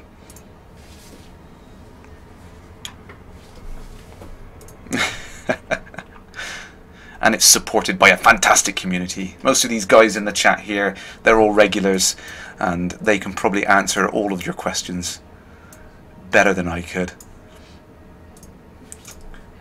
So oops, I nearly lost the chat then, guys. Oh no, I've got it back. There we go. I didn't lose you. Laguna Hunter, did you get your own Elite logo to put on the ship? Well, I've got the Founders one.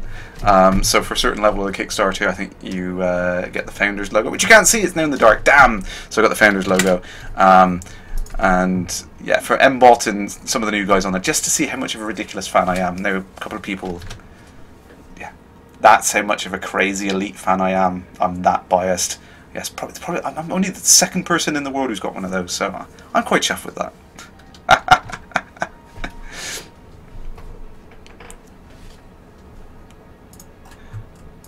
So let's get on with the newsletter then. So dev update, yeah, there was an important parts of the dev update. I think we've gone over those things in there.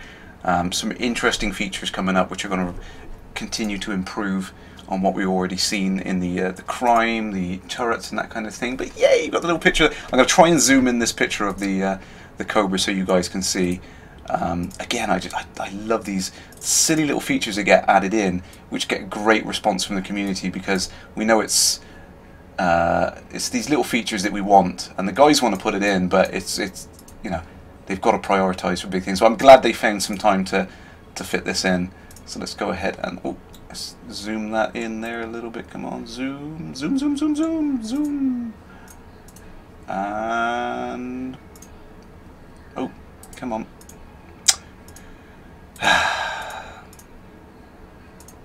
There we go. Boom! So yay! Ships in the 1.3 update, we're going to have little commander models in there when you see other players out in the void there, which is great.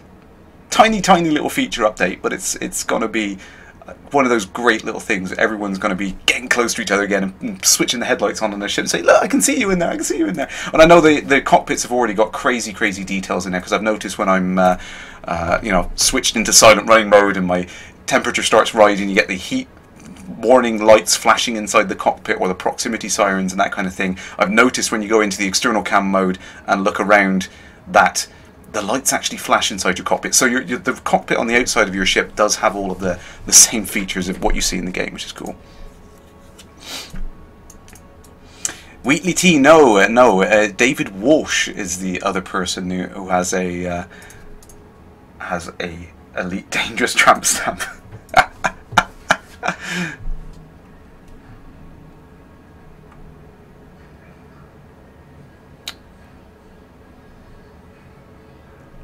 I was the first fan to get the tattoo. What came about is when we were in LA last year for the E3 event, I was talking to Dave Walsh, and he stayed on a couple of extra days to go to one of the local tattoo parlors. It's well known, actually. I think it's one of the ones that's been featured on TV.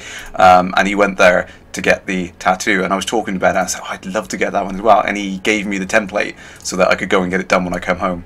And it's the first tattoo I've ever had done. So, ouch.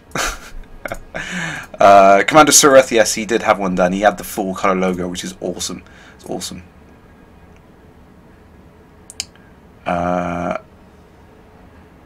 Sorry, Toad, I see you're answering questions in there. That's great, thank you. I might have missed the question though. Thank you, thank you, thank you. Gene Bello, permission to post a Panther link. Yeah, the Panther Clipper. If you've got a link to that old image to show the thing, yeah, sure, cool. JMC's new. Yes, farewell. Thank you for joining in. Garden Warfare. Oh, I do love Garden Warfare. I need to get in place on that. Mad Dog, you've got Right On Commander tattooed somewhere. You can show me after the stream, sweetie. Azuran01, greetings, Commander. Thank you for joining the channel here. Will you be able to board foreign ships or get a co-pilot for the multi-seat bridges anytime? I don't know when that's going to come in, but it is on the big to-do list of things to come. Frontier have gone for is to get the core gameplay features out into the game first, and they are adding stuff on. I mean, that's the way virtually all games are built these days, that you're incrementally get features added in. So it is something they want to put in. When the whole EVA expansion's added into the game, it is coming. I don't know when. I don't know what. I can't make an announcement on that or anything, but it's going to be awesome when you can get out and do all of these things anytime you want. It's going to be great. Can't wait. Oh, there we go. Gene Bello, that's a good one. Yeah, so the Panther compared to the Anaconda. I can't wait for that damn thing. I always used to love the Panther Clipper in the older games, so I really cannot wait for that to be added in at some point. Yay! Retmark, don't apologise for being late. Had problems with your X52 Pro? Oh no! I've got a few problems with mine at the moment. I found that the mouse wheel is kind of sticking and clicking too many times. Fortunately, it's not mapped to anything by default, but I was using the mouse wheel up and down for selecting subsystems on ship, and it's just not working great anymore. So, Darren Gray, do you think we'll get more new players attracted to the game with the release of Power Play? You horrible, horrible person. Yeah.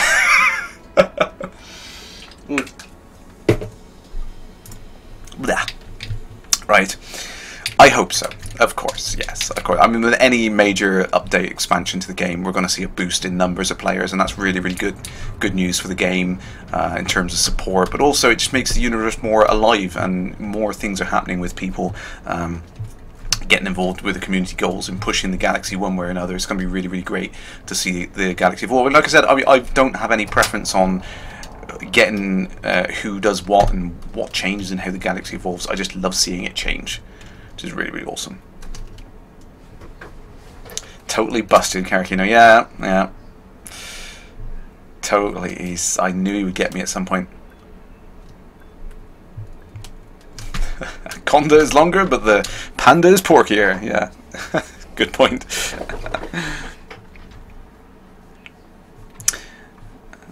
Yeah, Mark, I've been having some weird issues with the X52 as well. The damn mouse keeps interfering, and so I think I have worn the thing to death with the number of hours I've been putting into it.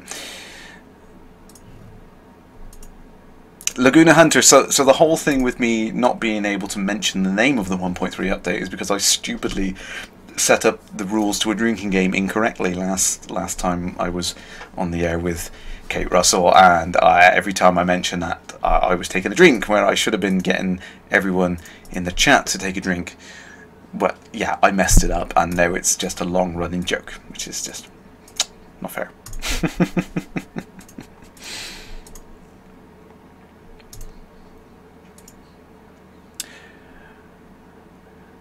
Lovely name there. I300 I3. I know what you're trying to spell. That's funny. Awesome. Any tips for a newbie? Do the tutorials several times, and then you've only just scratched the surface of what the game has got to offer. It is so big and so vast. You are not going to you're not going to learn it overnight. Have patience.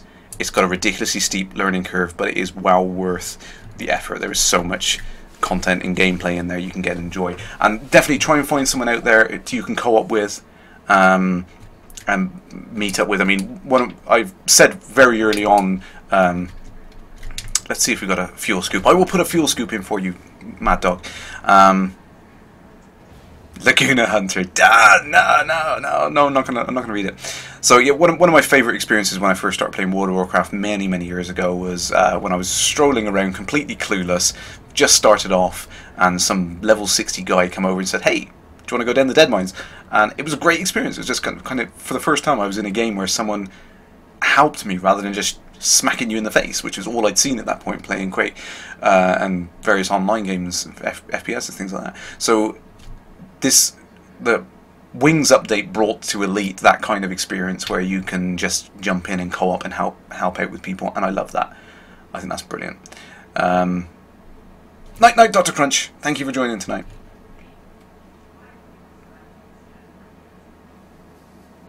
Tamaru, yeah, you've got a good point there. Make sure you have enough credit for your insurance. The number of posts I have seen on the forum where people have not clicked that. I can't see where it is in the view. That on the right, the left-hand side there. Rebuy cost for your ship. Never leave a station with your balance lower than that rebuy cost, because you will basically lose everything. You will lose your ship. You will lose all of your cash and credits. Now, if I say the words separately, does that still count? Good effort. So I've got to the point now I'm just going to drink anyway. You guys are terrible.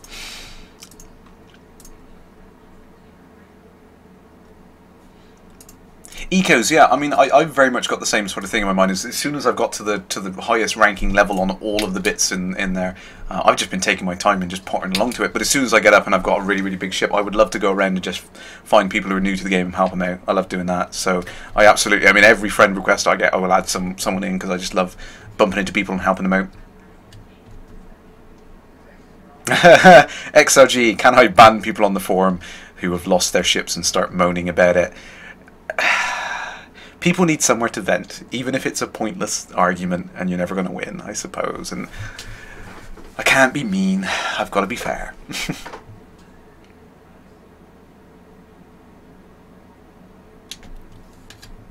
I'm just going to call you Boob now, because I think that's great. I think you not being able to pick any of your typical names is great. Abacus is here! Greetings, Ambassador! Ah, my good friend Abacus is here. Tomart, oh, farewell, Tomart. Yes, well, everyone's coming and going. Yes, we are later tonight than we normally be. We had a great fun with Psycho Cow on his 100th Drabble show earlier on. That was great fun, and I want to do that again sometime. It was brilliant. Brilliant. Mad Dog, they can vent on Tumblr with everyone else.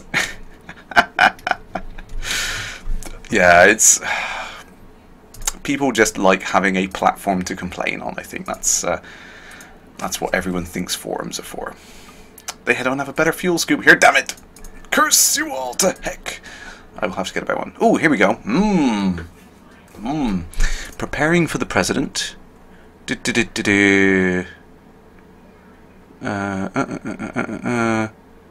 Contribution. Return alliance bounty vouchers to Townsend Hub. Okay. Stop the progress. Earn rewards by handing combat bonds to Townsend. Oh!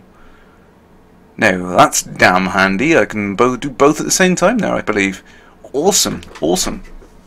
So for those of you who are new in the chat tonight, actually, the community goals are these great kind of incentives that try and get players to work together to achieve a goal, and it starts pushing the various parts of the galaxy in different ways, different powers, gain a foothold in systems, and things move, systems change. It's awesome. It's great stuff.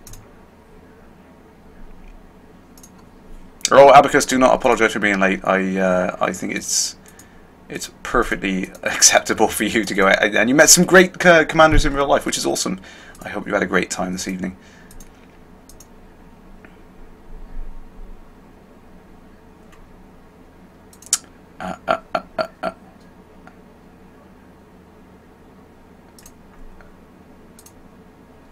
Slagged. Yeah, this is the problem. 78 Ursay is kind of up and out of the way, and from a lot of people. So, okay, let's sign up for both of these. I think I can simultaneously do both of these missions. And ooh, can't go there. Right. So let's have a look. See if we can find some. Combat bonds to the nearby region is Sobek, home to the infamous Sobek boys, has long been a hotbed of criminal activity. Right, let's see if we can find this. So it's going to be the Sobek system. Hopefully I got a permit there. Should have checked that first. Fortunately, I can't really fail the fail these missions. And it's Alliance, good. So I can get combat bonds, and I can probably get a few bounties at the same time because I need Alliance bounties. Sweet! Plipe! Farewell, Plipe. Thank you for joining tonight.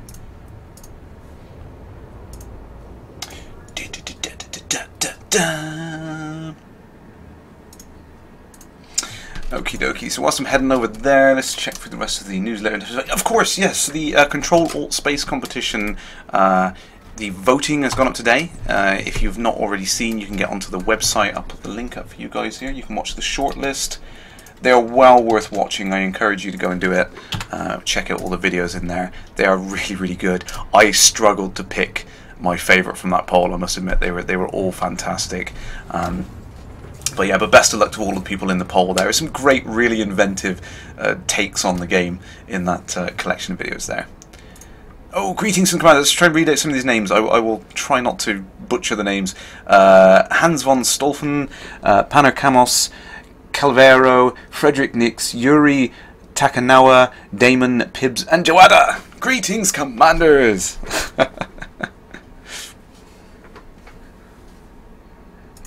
Oh god, what have you posted there, Mad Dog? I'm going to attempt to read that out. Okay, that's good. At night, Caitlick stalks the motorways, slinking from shadow to shadow, wearing the night like a cloak, until she spies her prey, the What's-It delivery truck. As it closes the distance... she climbs upon the top of the signage, and then, when the truck is within range, performs a graceful roof through the roof, the top of the trailer. The driver carries on, unaware of the carnage taking place behind him. Oh dear, dear, you guys are mad. You guys. Oh, look at that planet. Obviously heavily populated there. Soon I will get down in amongst those city lights, land my ship smack in the middle of the town, and start causing chaos. So yeah, so get and check those videos, guys, when you get a chance on the weekend. Check it out. And they've done it again. They've put something else in the Elite Dangerous store, which I really want. Curse you guys! Curse you guys! Yeah, it looks great. Of the new pirate T-shirt, which is in there. I'm going to crash into a star, aren't I? Woo! There we go. The new pirate T-shirt is up in the store, which looks great. I want it. I want it. It's not fair. It's not fair.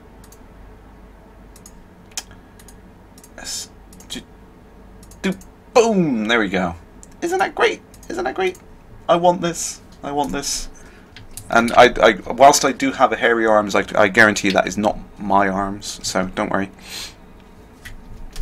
Oh, crikey! I don't have.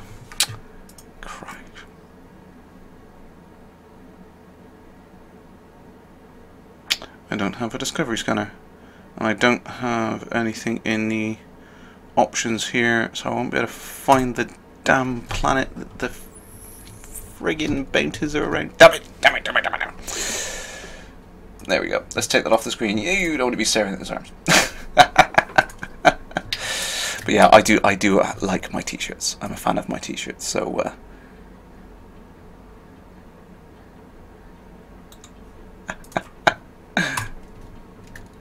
let's head to the station.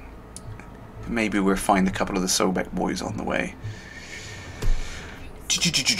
I really need to get a better fuel scoop. I'm sorry, dog. I will get a better fuel scoop. Don't worry. The only thing I'm worried about is I kind of skimped on the fuel scoop because I thought I'll have it there as a backup, but I wanted to keep my rebuy cost as low as possible because this is my combat ship. So if I did get killed in it, I didn't want the rebuy cost to be too high, really. And you guys are just going nuts about What's-Its now.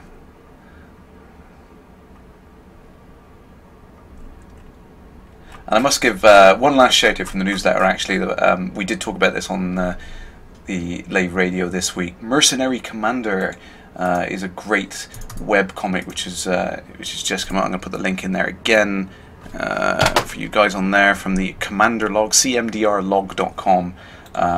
Check that out. Really, really fantastic artwork gone into that web comic. Really, really good stuff. I love that style. It was something that I hoped that someone would do something like that, and I'm very, very happy with the outcome of it. It's really, really good.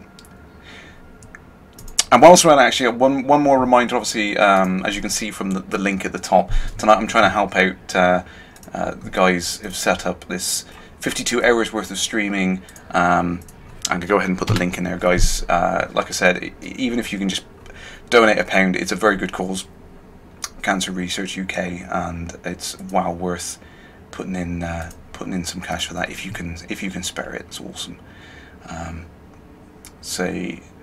It's very close to my heart. Obviously, as I said at the start of the stream, I lost my dad to cancer many years ago, and it hits you hard, and you never truly get over it, I don't think. So I really wanted to help out with some kind of charity event or something like that. So yes, please do check out that link. Spam, spam, spam. I'm gonna post it in a few more times. Sorry, I don't want to get on a downer for everyone on there, but yeah, it's worthy cause. So. But, Right, we have Stop the Sobek Boys. Thank you, Kate. I appreciate that. Thank you very much for donating. Conflict zone. There we go. I knew there would be a conflict zone around here somewhere. So let's go and land in the starport. I assume this is the starport of the enemy. It's owned by the Sobek Boys, and I'm going to go off and fight against them. Seems a little bit bad.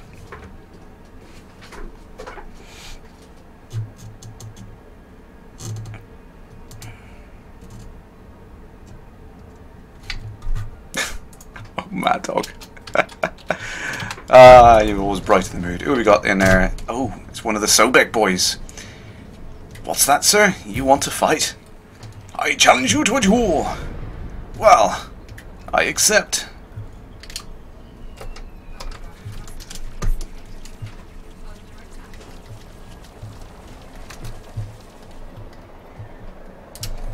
First, I'm going to scan you. And then we're going to give you a little tickle with my lasers. Combat, combat, combat. Woo!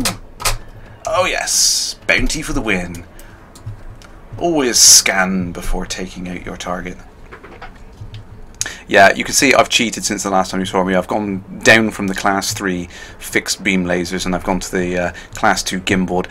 I think it actually works a little bit better. I mean, especially when you're targeting the smaller ones, you can still target subsystems with a beam laser and you don't have to waste cannon ammo, and you can keep the cannon ammo for the bigger ships. I'm just going to go ahead and use the cannon because I love it. It's fun. It's great fun. And you can see, I don't know if we've got any new guys in the chat still at the moment, but I've targeted the power plant in the bottom left corner there. That's why I've got the extra little red square cursor on the screen there, and by taking out his power plant I can effectively destroy this ship from the inside out before removing all of his hull. But it's tricky on these smaller ships. Something like an Anaconda or a Python is definitely best to target the power plant every time. Boom, 24%. Just try and get in the 7%. 3%. Come on. Ah! I was just playing with him. Should have got in. Should have hit him with the cannon one more time, but I'm just being really stingy with the ammo. There we go. Power plant 0. Good night. You sounded like James Mason.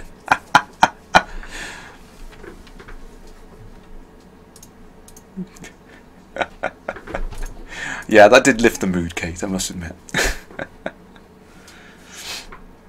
Maxer, so yeah, so you're running twin class 3 gimbaled beams. Wow. Yeah, that will definitely do the trick.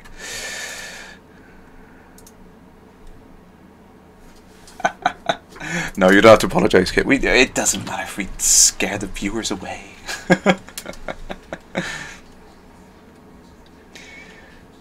Yeah, probably more likely that He's like, this guy has a tattoo of the game? That's just sad. Yeah, that probably scared them all off. Conflict zone, conflict zone. Combat time. Excellent. Yeah. See, no one's got me to say power play. Ah! Oh dear.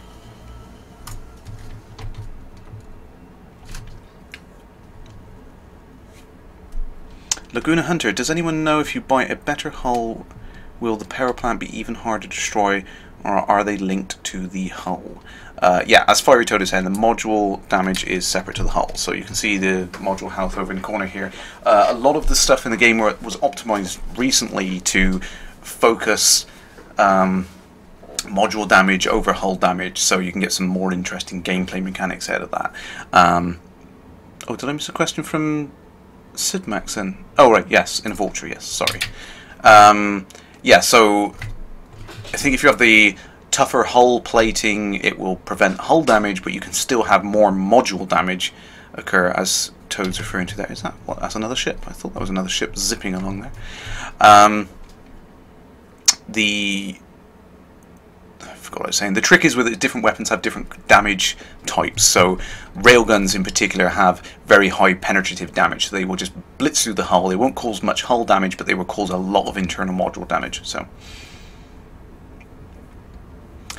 yeah, sorry, yeah. So Laguna Hunter, yeah. So the hull is surrounding the power plant, so effectively it should provide more protection. So it will slow down and prevent that penetrative damage from being so effective.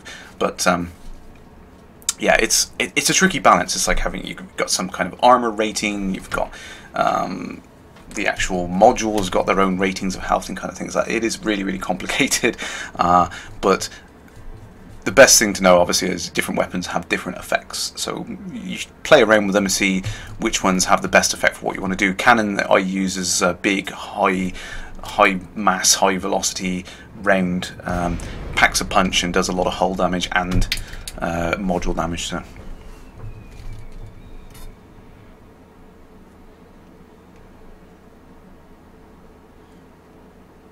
yes, and Game with Ian, yeah, you can repair the module so it gets completely disabled as well, and you can also ooh, I got a bounty there.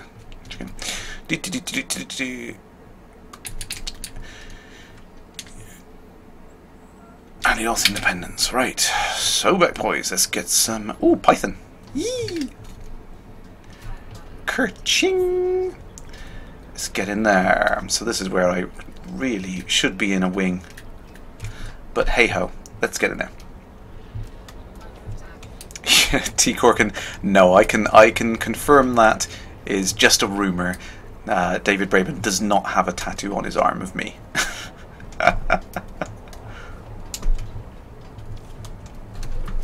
Although he did when he initially saw my tattoo, I don't think he realised it was real, but when he did, he thought he couldn't believe it. So he was a bit shocked by that, but he loved it.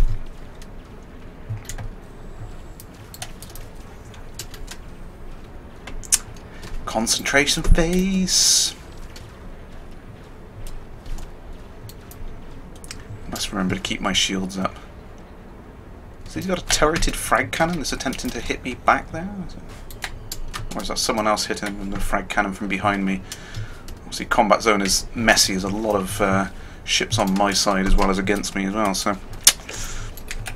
Boom! 45%, so this is where the internal module damage is important here. 39% at the bottom there.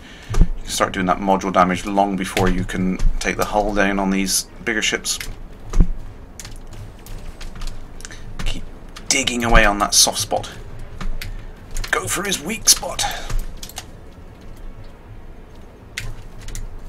24. Come on, you get 22.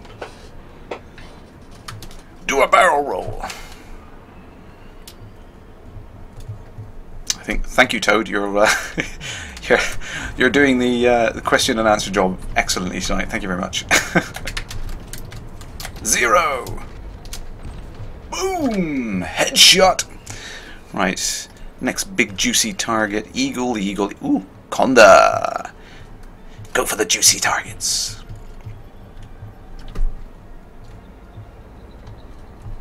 Night night, Gene Mello. Thank you for joining in tonight.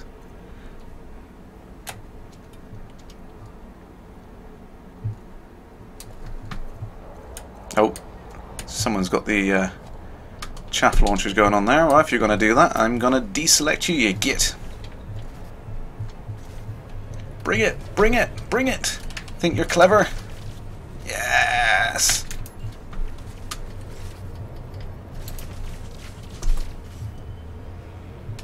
Love them.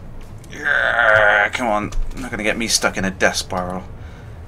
That's what I love about the Vulture. Even with just one pip into the engine power on the management thing there, I can still keep up toe-to-toe with an Anaconda in terms of maneuverability. Whee! Oh, running out of power on the beam laser there. I think you want... Whee!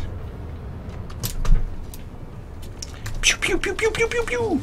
Slagged. I'm currently playing in solo because oh, so yeah, everyone's just answered you there.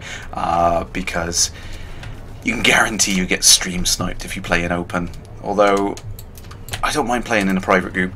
The last time I played in a private group, however, though, I ended up picking the side against a few of my my good friends. So yeah, he's just kicked in a shield cell to get just recharged his shields back up to 1 blue ring there. It will not save you. I will take you down. Shields are nearly down. Down. And switch to cannons. Boom! Here we go. Focus on that top armor plating there. 42%. Come on! Ah, oh, missed him. 41. Steady. Ah, not quite on the nose. On the yeah. 22, 21. Let's try and get from the power plant from the bottom. 1. Can't get that last percent down. Boom! Har, har, har, har. Love it, love it, love it, love it. Shiana's Geek doesn't fancy a Vulture, such ugly birds. Apologise if I've missed the questions in there. Ecos, thanks. By the way, thanks for streaming on Fridays. You get your entertainment for a long week of work. I love doing it. I mean, I appreciate the fact that everyone still wants me to do it after the game was launched. I didn't think it would be as popular as it is, but it's a pleasure to do. I love chatting to you guys. It's great fun.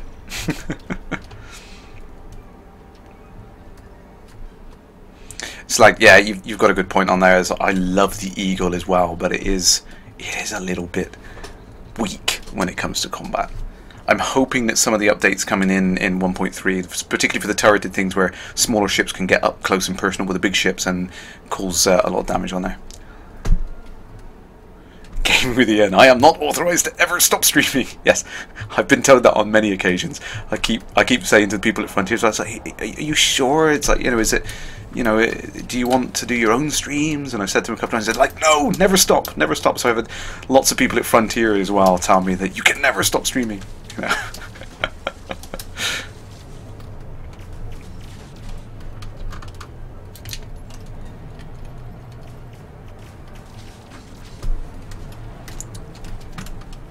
As you can see, was attempting to use the chaff to set my gimbal weapons off, so they go haywire.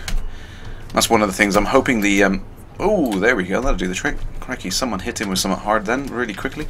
There we go.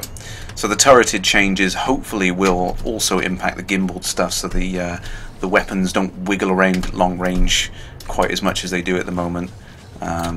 Which I think would be nice. I think that's going to be a nice balance to be able to work that. These, you git, come on. So the gimbal weapons become more effective, because I think at the moment they are kind of frustrating and they don't work quite as well as I'd like. So for a long time I switched away from gimbal and went back to fixed weapons. But it's a case of like knowing what they're good at, and knowing that when someone starts using chaff, you can switch over, you can deselect the current target and use it as if it's a fixed weapon, which is quite nice. I like that. I like that feature. Boom! There we go. Mad Dog! good night. Thank you for joining. It's always a pleasure to have you on, sir. You are an absolute legend. If you are not already following Mad Dog, you are crazy. Follow Mad Dog. And I look forward to his next stream and rant. Particularly the rant. Who the heck is shooting at me now? You there. Who is that? Another anaconda. Woo!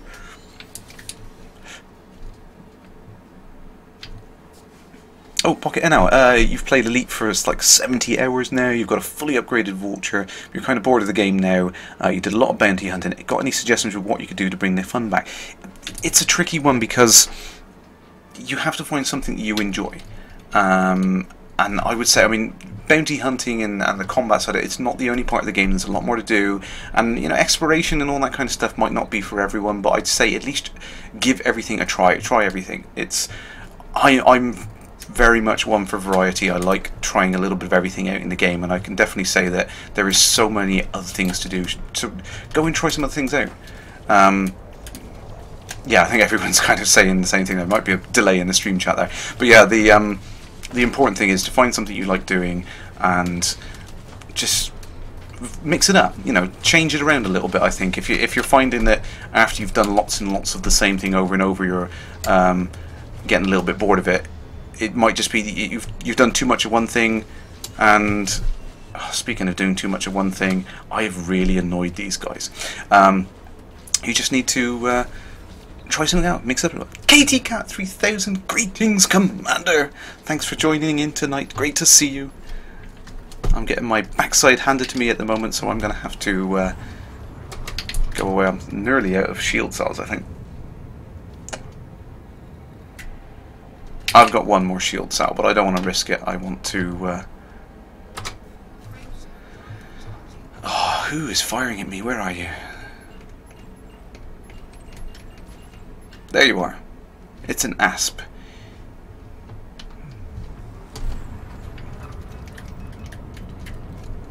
Pain in the backside.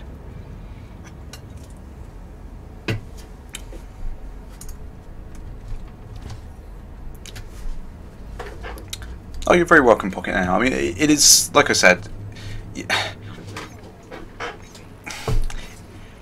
I don't want to sit here and say it's like, oh, you must keep trying to play the game, must keep trying to play the game, and you can get burnt out on it. And I've spoken about it before with a lot of other people in the game as well. Is like, what do you do when you reach that point where you've done absolutely everything? I think it's just one of the things. You know, take a break, wait for 1.3 to come out perhaps, and you know, when that updates in there and there's more interesting ways you can get involved with the galaxy and stuff like that. And oh, shiny. See. Explore signal sources, try and find the interesting things that are out in there. But yeah, when 1.3 is out there, you may really enjoy the whole political intrigue stuff and playing around with the factions and causing wars to break out and stuff like that. You might enjoy that stuff, so give it a go. Tazhole! Greetings, Commander! T. Gorkin, yes, the gimbaled weapons tend to use less power than the fixed weapons, but yeah, as XOG just said, read my mind, they also do a lot less damage as well. It's one of those trade-offs, and that's what I love about the flexibility of the game, is you can mess around with all of those different loadouts for your ship and find something that really works for you. It's almost like that MMO sort of stuff when you're taking your character and building it and trying to find something which really works. Gate click. Only like 400 billion stars to explore. Is that it? Oh.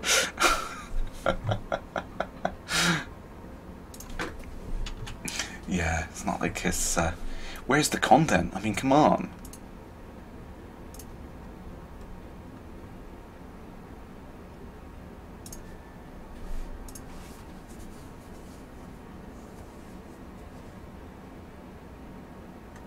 Oh no, Katie Cack! Oh no. Makes you feel better. Your wife earlier today was coming out to frame shift, went to get a drink, came back to find her 100 million credit clipper filled with slaves exploded all over her son. Ouch.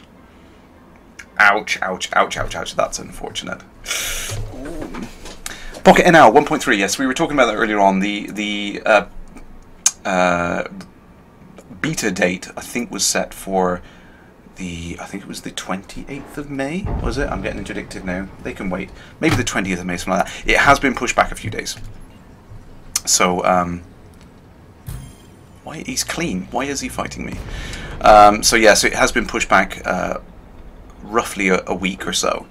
So we should be around the 28th of May, something like that, to get the 1.3 update, which is going to be great. It's going to be great fun. It's going to add so much more stuff to the game, and I can't wait for it.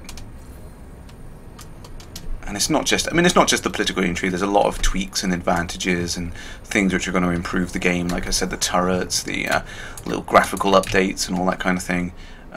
65,000 credits. Is that worth the hassle? I'll go on then. Whee! Oh, he hasn't got any shields at all. Boom!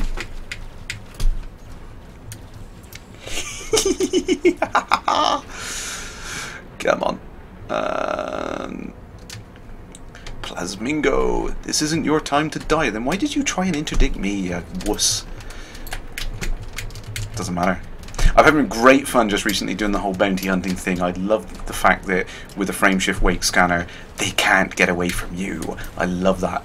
They try and jump away into another system and they're screwed. You can still chase the damn gits. That's right. Pirates have to start somewhere. Yes. Sorry if I've missed the questions. I'm having too much fun tonight. I'm sorry. Darren Gray, see you in the Void, Commander. Thanks for joining in tonight.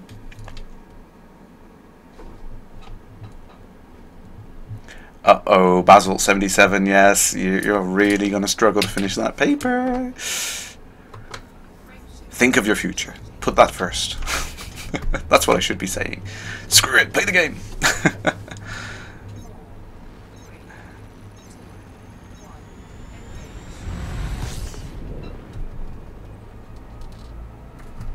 Oh, Katie Cat, I appreciate that. So, even though you have issues playing the game, you bought the game to support it. That's great. Thank you. Do appreciate that. I do feel it's a great game. It's one of those ones that it's going to continue to improve over time, and I'm just really happy to be just a little tiny piece of the puzzle, helping to support the game and get it out there to as many people as want. And it's just as when I was a kid, I really enjoyed the earlier games, and I just want to pass that experience on to people who are getting into the game now. I think that's the most important thing. That's what we should all be focusing on now, is getting the game out to the newer generation and kind of showing them that this is the sort of stuff that we go up. Look how cool this is. You know, you don't have to have a first-person shooter or the racing game, and you know these things that have become almost cliched on platforms these days. You can have these really, really awesome games with depth and just fantastic experiences. I mean, look at this. Love the detail. It's ridiculous. I can get right. Look at that. Look at that. Little people going about their business in these little stations. There you go. Love it. Love it. Love it. Love it. Whee! There we go. Docked like a boss.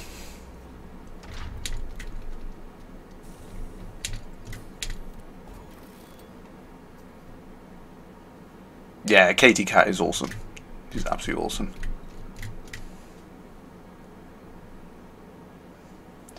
Commander Breslov, yes, I cannot wait to walk around these damn stations. It's so teasing, so tantalizing. All of the stuff we can do with it. It's not fair.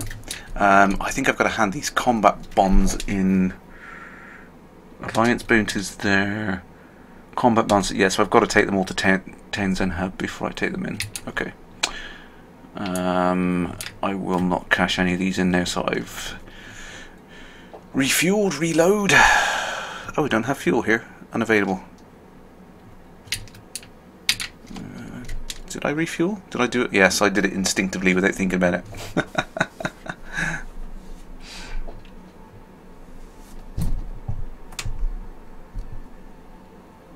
Tassel, you're buying us now. Great. Excellent. Welcome to the Void, Commander. You and over 500,000 other players. The game is just getting better and better every day. And you're going to buy an X52 Pro tomorrow. Yes. Best stick ever. Love this stick. I've nearly destroyed this damn thing. Yes, and as Karakino says, you won't be disappointed. Steep learning curve. Bear that in mind, but it's worth the effort. Keep gunning for it. Keep pushing for the game. And by all means, like I said, send me a friend request in game, and if you ever want to co-op and have some help early on in the game, by all means, I will be online, and I'd love to help people out in the game. Bad MP3, greetings, Commander. Welcome to the channel. Are there beta builds testing only for certain accounts, or why is it not open to general public? So the beta build for the next update will be out in a week or two, and I believe it's limited to the people that backed the game at a certain level of the Kickstarter early on. And it's mainly just because when they've attempted to open that up things to other people, they've ended up with a backlash of people. You know, it just gets really, really messy. So unfortunately, they've kind of left it open so that it works the same way it always has, that if you back the game at a beta level early on, then you still get beta access. Commander Arizon. Azeron, sorry. The first thing you're going to do when you can walk around is find the bar in the space station there. Yeah, sounds like a plan. Flush 2014, farewell. Thanks for joining in tonight.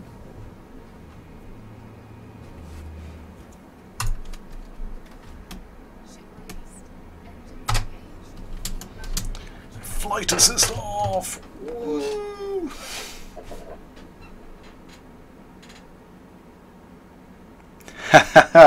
Karakina, that's a good effort. Try not to get me to drink now. Thank you.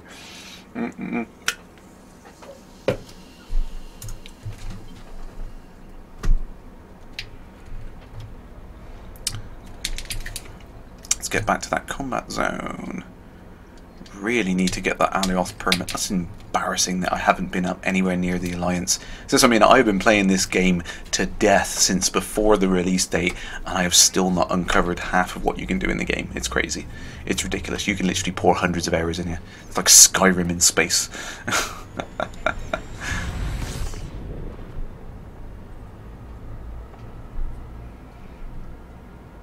Ah, yes, Shanna's Geek, Freelancer 2. Great game. So yeah, that's I mean, all these imaginative things that you can do. I can't wait until you can get into it. Saturnine, am I considering doing a Let's Play Drunk Crash? That would be an interesting stream. I don't think we can get through the newsletter, but it would be an interesting stream nonetheless. Farewell, Wheatley Tea. Thanks for joining in tonight. I suppose we are getting to the point where it's I don't even know what the time is now. We're so far behind on things because of the fun we were having in Psycho K's Drabble stream. I'm definitely going to have to do that again. M-Bot Spiddy! Awesome, you're buying the game. Thank you, Commander. Excellent, excellent. Oh, thank you so much. I do appreciate you buying the game. It's the support is a great thing on there. Gaming with Ian, really, it's, oh dear, it's very late. This is Kerrash Landing after hours.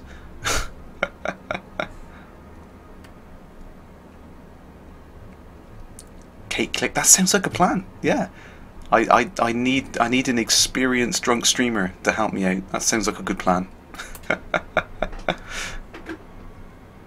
Laguna Hunter, you've put in 400 hours of Elite so far. Wow, that beats out my Kerbal Space Program by a long shot. I think that's double what I put into KSP. So.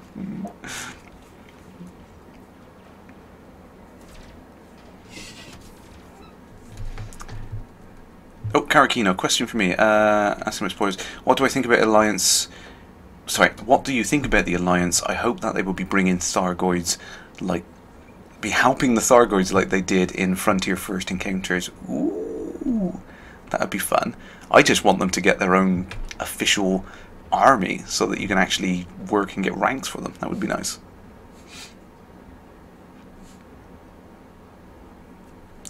Pocket NL, no, unfortunately, walking around outside of your ship is quite a way off. It's not going to be in the 1.3 update.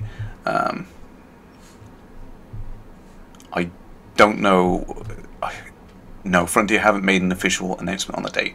It is going to be an expansion that comes to the game. There are free features which are going to be added to the game, free updates and expansions and everything going in.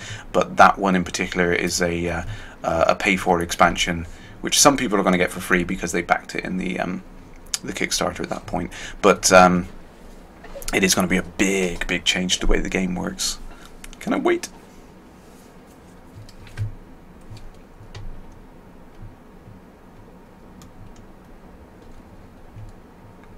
Oh, Laguna. Toad put in so many hours.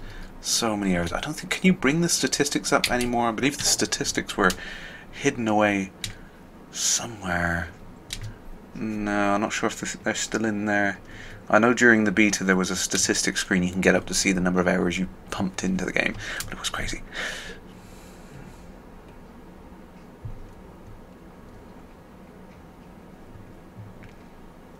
Stephen Usher, yeah, I know that was one of the estimates they were saying, a year after the release maybe, for the walking around expansions. Now obviously David said before that the first thing we want to do is landing on planets.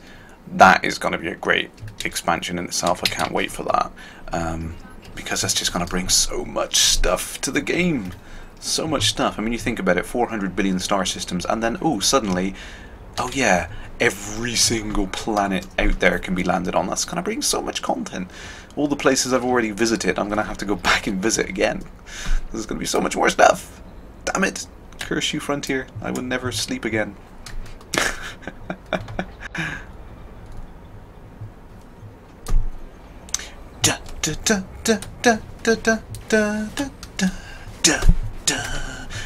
And I'm sad enough that I have got the official soundtrack playing in my car on the way to work now, so I tend to play the exploration tracks. I mean, it's the daily commute to work. It's no good playing the combat tracks in the car. You just get too aggressive.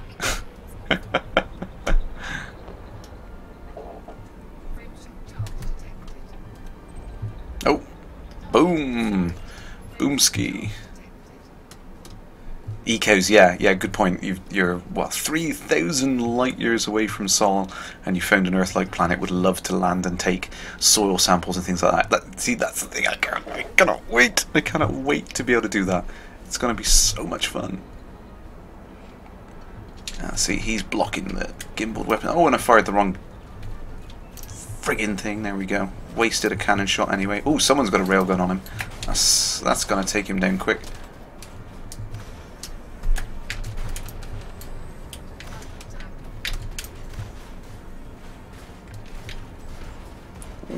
There we go. Power plant 0.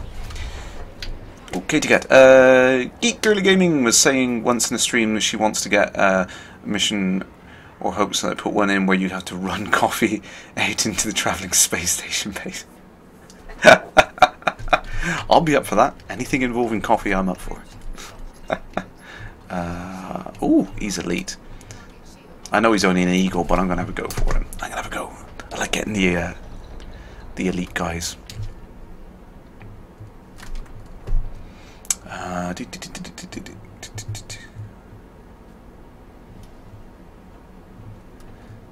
Laguna, can anyone tell me where Atlantis is in the game? Have you tried searching for it? The galaxy map can search, so maybe it's in there. Lots of hidden secrets and stuff. That's what I like about it, is all the hidden Easter eggs and secrets that the guys have been putting in as well, which is great fun. They love hiding little things in there like that.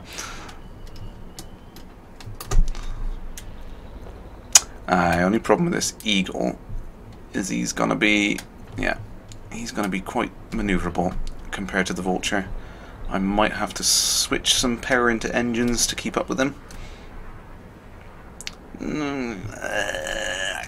There we go. Gotcha. Paper airplane. Paper airplane. Not even worth targeting the subsystems. Let's just take out his hull. Hull breach on Sector 1.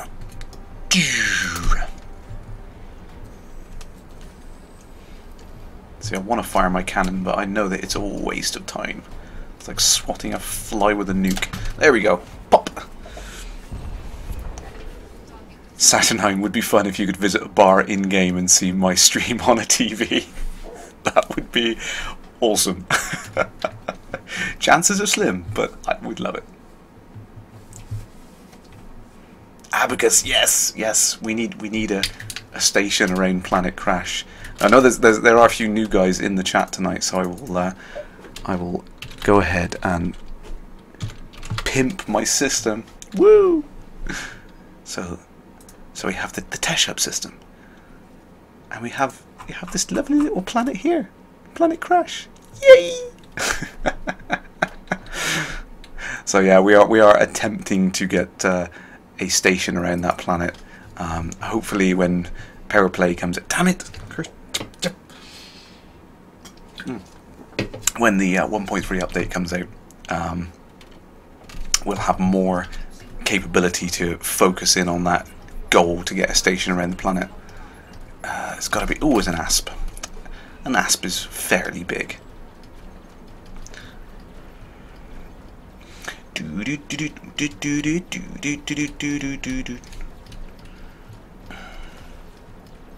we go. Oh, firing your gimbals under a tank. I hear that every time now Jim Croft said that. That is just in my head now. There we go. Target shields online. Power, power, power, power. Plant. Boom! Headshot. Ah, oh, waste of ammo there. Curses, curses. The great thing about the asp is such a surface area. Usually when you're firing, it doesn't matter if you're slightly off because you're gonna hit something so wide.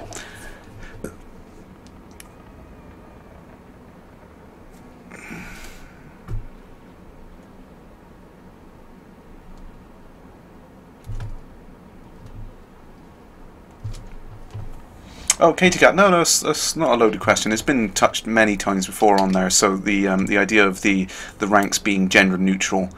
So there's only currently masculine forms on the thing. So if I look over at my status, I'm currently lieutenant in squire. But then, like you're saying there, there's no way to be a baroness, only a baron. Now I think David has approached this himself personally. He's saying that, you know, language in 1,000 years time, it might not be the same anyway. There might not be any gender specific versions of languages. It would be a nice little addition into the game, I think, to have it, but at the moment there is no real avatar control over your player. Yes, you can switch gender models, but it is literally just switching a model in the game. You have no control over how your avatar looks. I would hope that when we get to that point where the game allows you to have much more control over the look and appearance of your character, that, you know, gender specific things come into play and make a bit more sense at that point. Where it is at the moment, it's such a small feature, and it's unfortunate they haven't got it in yet, but it's one of those ones that it would take a lot more work to fix than they can afford at this point. I hope it does. I mean, I want it to be as inclusive as possible for as many people, and it's kind of a shame that it's not catered for, I suppose. I should really get pew-pewing. Hang on. Just sat here chatting away to you guys. It's an after-hour show. It's like a friendly chat in your local pub. Damn you with your chaff launchers. There we go. I'm just going to switch back to...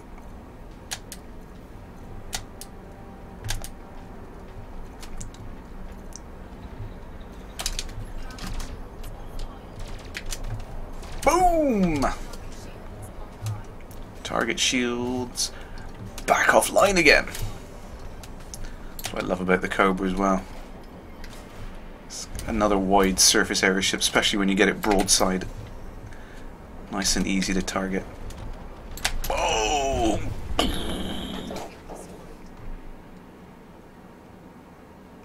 You know, you think I dream about the possibility of a bobblehead with my face inside the ship. It's come up many times before, and when I mentioned it to the guys in the art team, they loved the idea of putting my face on the bobblehead. They would love to do it. At some point. Many more important things for them to tackle first, though.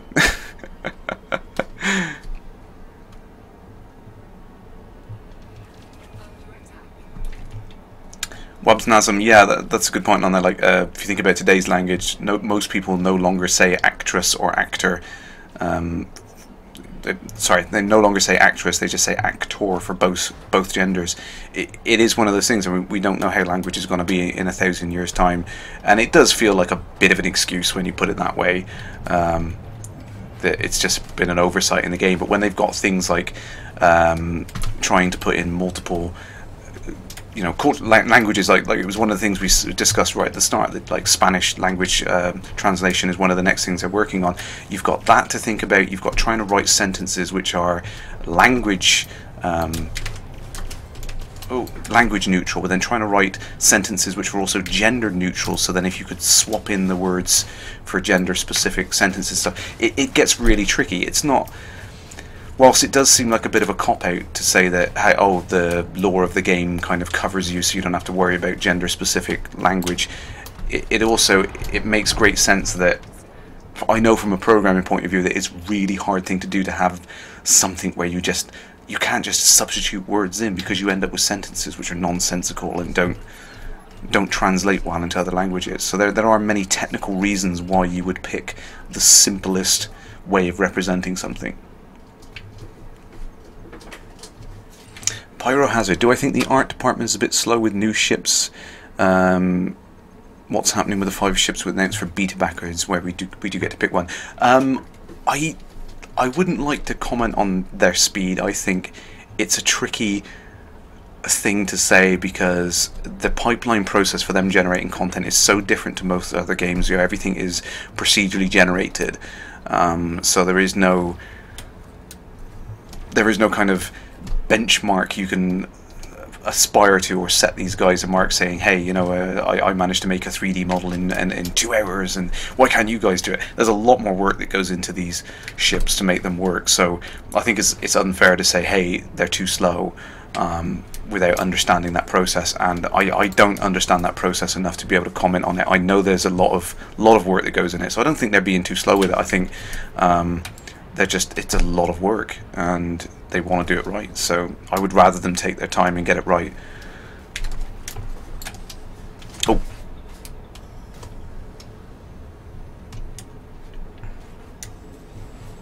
Yeah, I understand where you're coming from, Katie Cat. Like I said, I would like the game to be able to support the gender-specific stuff, but I can understand why, from a technical point of view, they've just gone with the simplest approach they could do to get it in. It is frustrating, I know, and it's too many games are male orientated for no reason other than it seems the default that people jump to. I wish that wasn't the case. I wish games were more equal. And trust me, I am very much an advocate of like equal play any way I can. I don't like the fact that the gaming kind of the culture and everything else about gaming is so male dominated. I hate that. That's why I'm mean, and I force Shorty to play games. My little sister, I'm like, oh, try this game. I really want women to have equal standing when it comes to playing games and stuff. They should have every same right and ability to play games the way they want to as well. So I don't like it, but I think it's just one of those unfortunate things at the moment that it's going to take a lot to get the industry out of that mindset and get them thinking in gender neutral ways.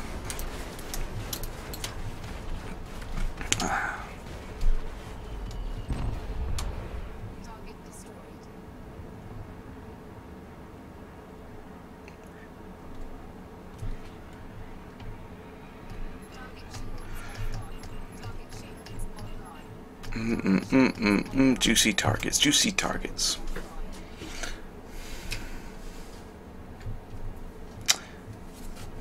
Kill more. Commander Malik. Morning.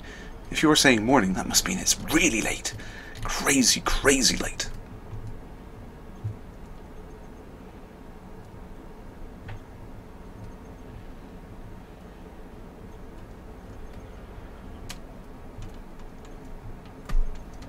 Yeah, Katie Cat, I mean, I try to do what I can. I like to, like I said, I like to try and promote the fact that everyone should be equal. And you know, gaming is just a form of entertainment. There's no reason why it should be focused one way or another. You know, I think everyone should have the right to game the way they want to, and it's I will do whatever I can to promote that fact.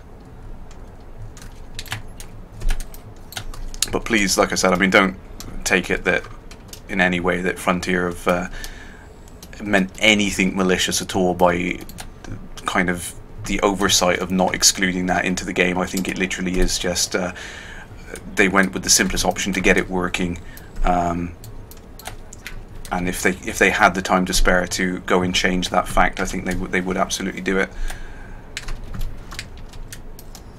Like I said, I mean, they have been very, very receptive to the community, and they've tried to add in everything we've asked for, and I think they've done a great job of it so far, and I would love to see them keep doing that.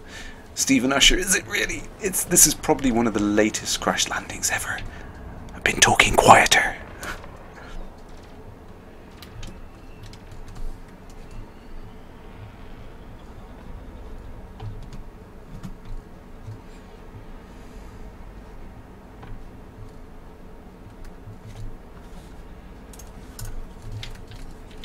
Come on, Mr. Viper.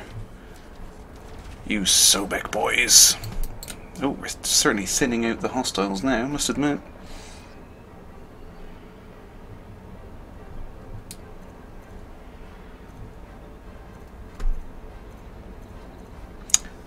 Come on, come back and play. Don't run away. Simmer 1540 would be great if your wife was more into Elite. I think that's the thing, is everyone's got different preferences on games. I wouldn't want to force anyone to play any kind of game just because I like it. I like to show people games and let them see if they find something they like. I know one of the guys I work with, he's showed Elite to his wife, and initially she wasn't really interested, and I said to him, well, have you showed her any exploration stuff? So we went back and showed her the exploration, and she was a lot more interested in that. And I think that's the important thing, is you have to find an aspect of the gameplay that you enjoy and you like, and everybody's different. So it's, you know, it's nice to see that this game can cater for so many different walks of life.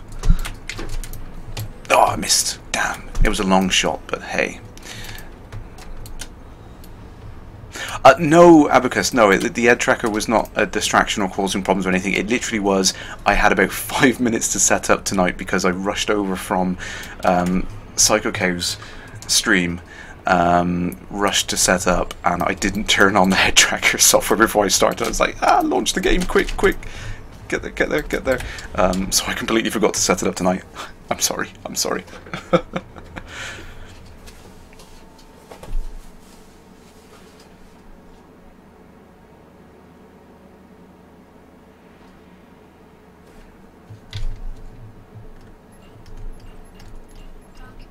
I'm conscious that I don't want this conversation to turn into a whole Gamergate thing, but I understand it is an emotional topic, to say the least. Where did that python go? I saw a python. Where's the python? My fat, juicy python. Where's it gone? No.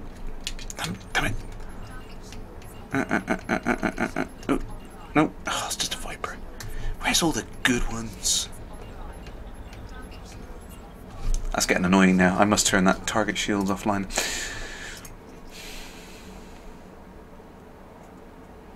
Yeah, Katie Cat. I mean, that's why I'm very much an advocate of getting as many people out there to stream and stuff like that. And I love the fact that we're seeing, you know, streaming is giving girl gamers that ability to be able to get out there and show people that, hey, girls like playing games as well. It's not a male-dominated bloody culture, which is that horrible mantra which surrounds it. I hate that, and it's nice that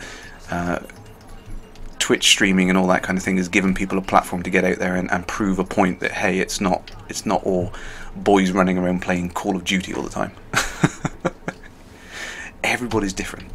That's what I love about gaming. It can cater to so many different people from different walks of life. Where are all the good ships gone? I might go in. What are we looking like for ammo and stuff? Plenty of ammo. I haven't even used a shield cell.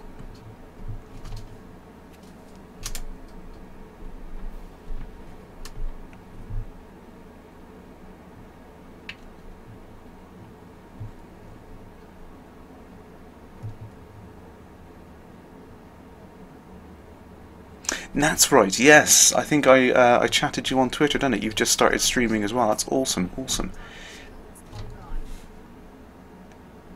So I will have to try and catch some of your streams. So everyone watching now should click on That's Right and start watching her streams. Ooh, what's this? A vulture? Ooh, level peggings. Okay, one more, just one more bounty, and I think we will have to wrap up the stream because it's getting silly late and I'm afraid to talk too loud. Tonight was an exceptional circumstance, so I would give it that. Power plant, power plant. Under a tank. Ah, see, I really love the fact that I can switch off the gimbals. Such a great trick. Love it, love it. The guys at Frontier as well, they also love that kind of thing. Anyone that kind of discovers these emergent gameplay mechanics in the game, they absolutely love it. First time they saw smuggling, I think I heard from it from Isonona's videos, and then I went to the office and I showed some of the guys there, and they're like, oh cool, we didn't realise you could do that. Boost in and silent run and all that, and they absolutely loved it.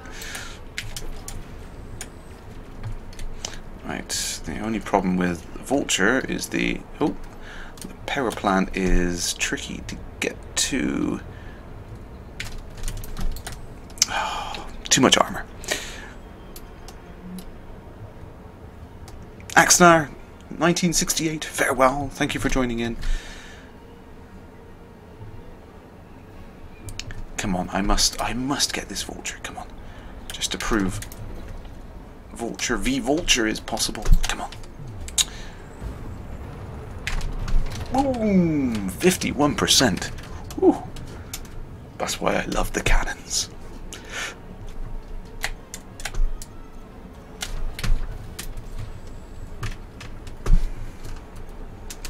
Oh, gotta find that weak spot. Gotta get at that power plant. Come on.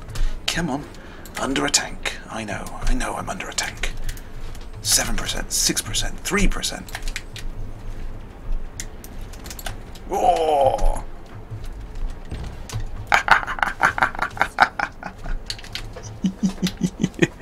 Right.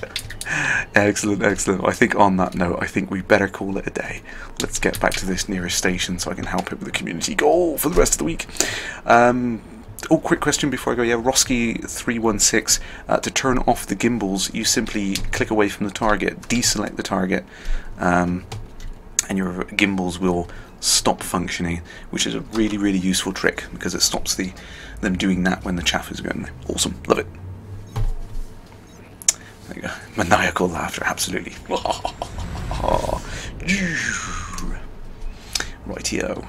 So I think we will wrap it up. I think we've covered everything in the newsletter. Really looking forward to the 1.3 update coming out soon. All of the features, and there's so much content. The game is just getting better and better and better. It's just, I'm so excited. It's really, really good. But yay! Squeeze, so much more to come. Some exciting things I still can't tell you guys, but stay tuned. Definitely, there are some really cool things coming up in the next month, and I can't wait. Can't wait. It's gonna be awesome. But for now, I will let you good people rest and relax and have the rest of the evening yourself. So we will see you all again same time next week. But until then, see you in the void, Commanders.